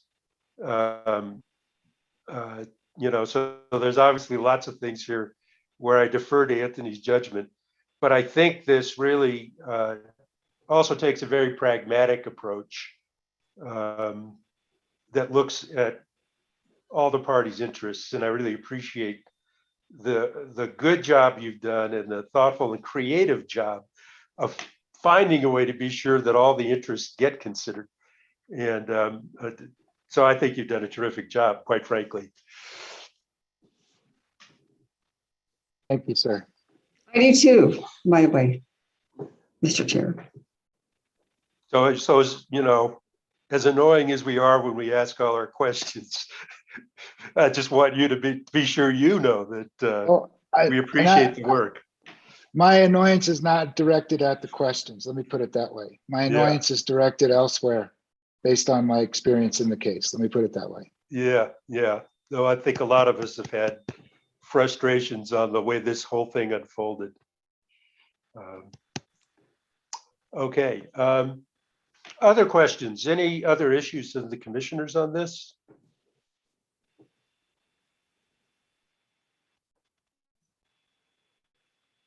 Mr. Chairman. Okay.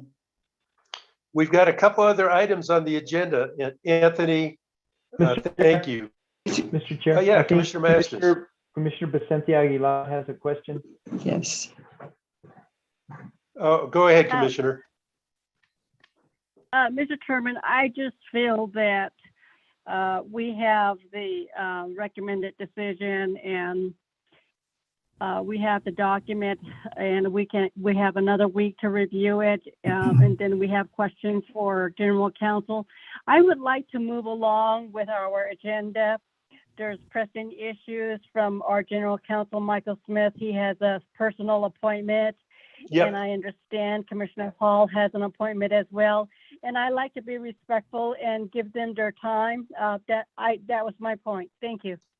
Okay, I agree. So it sounds like we're going to move on to, in fact, we are going to move on to communications with Chief of Staff. Good afternoon, Mr. Chairman. Can you hear me? Yeah. Okay, good. I also want to be respectful of you. You've had a day and a very long half day, so I don't really have a lot to report today. I do want to let you know that the third and final technical advisor accountant position has been sent over to DFA for its approval. So once we receive that approval, all three of those will be in recruitment.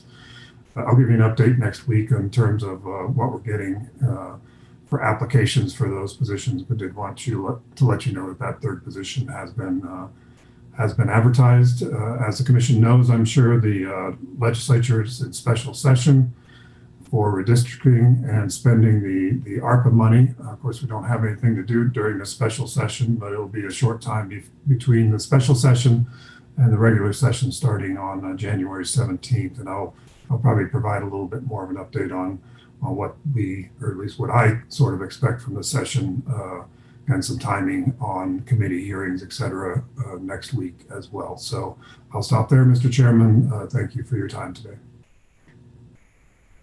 Any questions for our Chief of Staff? Okay, thank you, Wayne. Communications with General Counsel.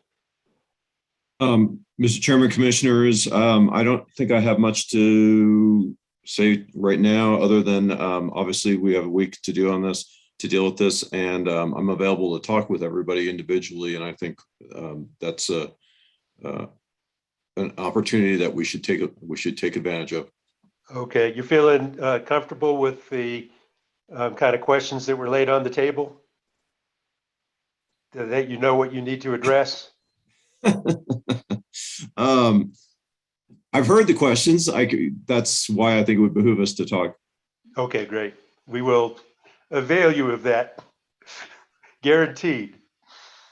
On to communications with commissioners.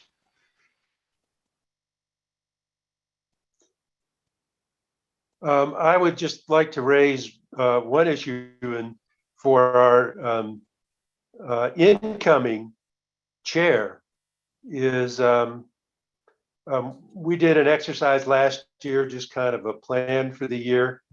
A lot's happened since then, and that plan, is evolved and needs updating. And I would love to, under the auspices of our incoming chair, to do a similar kind of exercise going forward. And so I just wanted to throw it out there that I think it would really be worth our while, given the way things have evolved over the last year, to just update and give some thought to that. Sure, you bet. And with that, it sounds like everybody wants to get out of Dodge, so I'm going to adjourn. Thanks, everybody. See ya.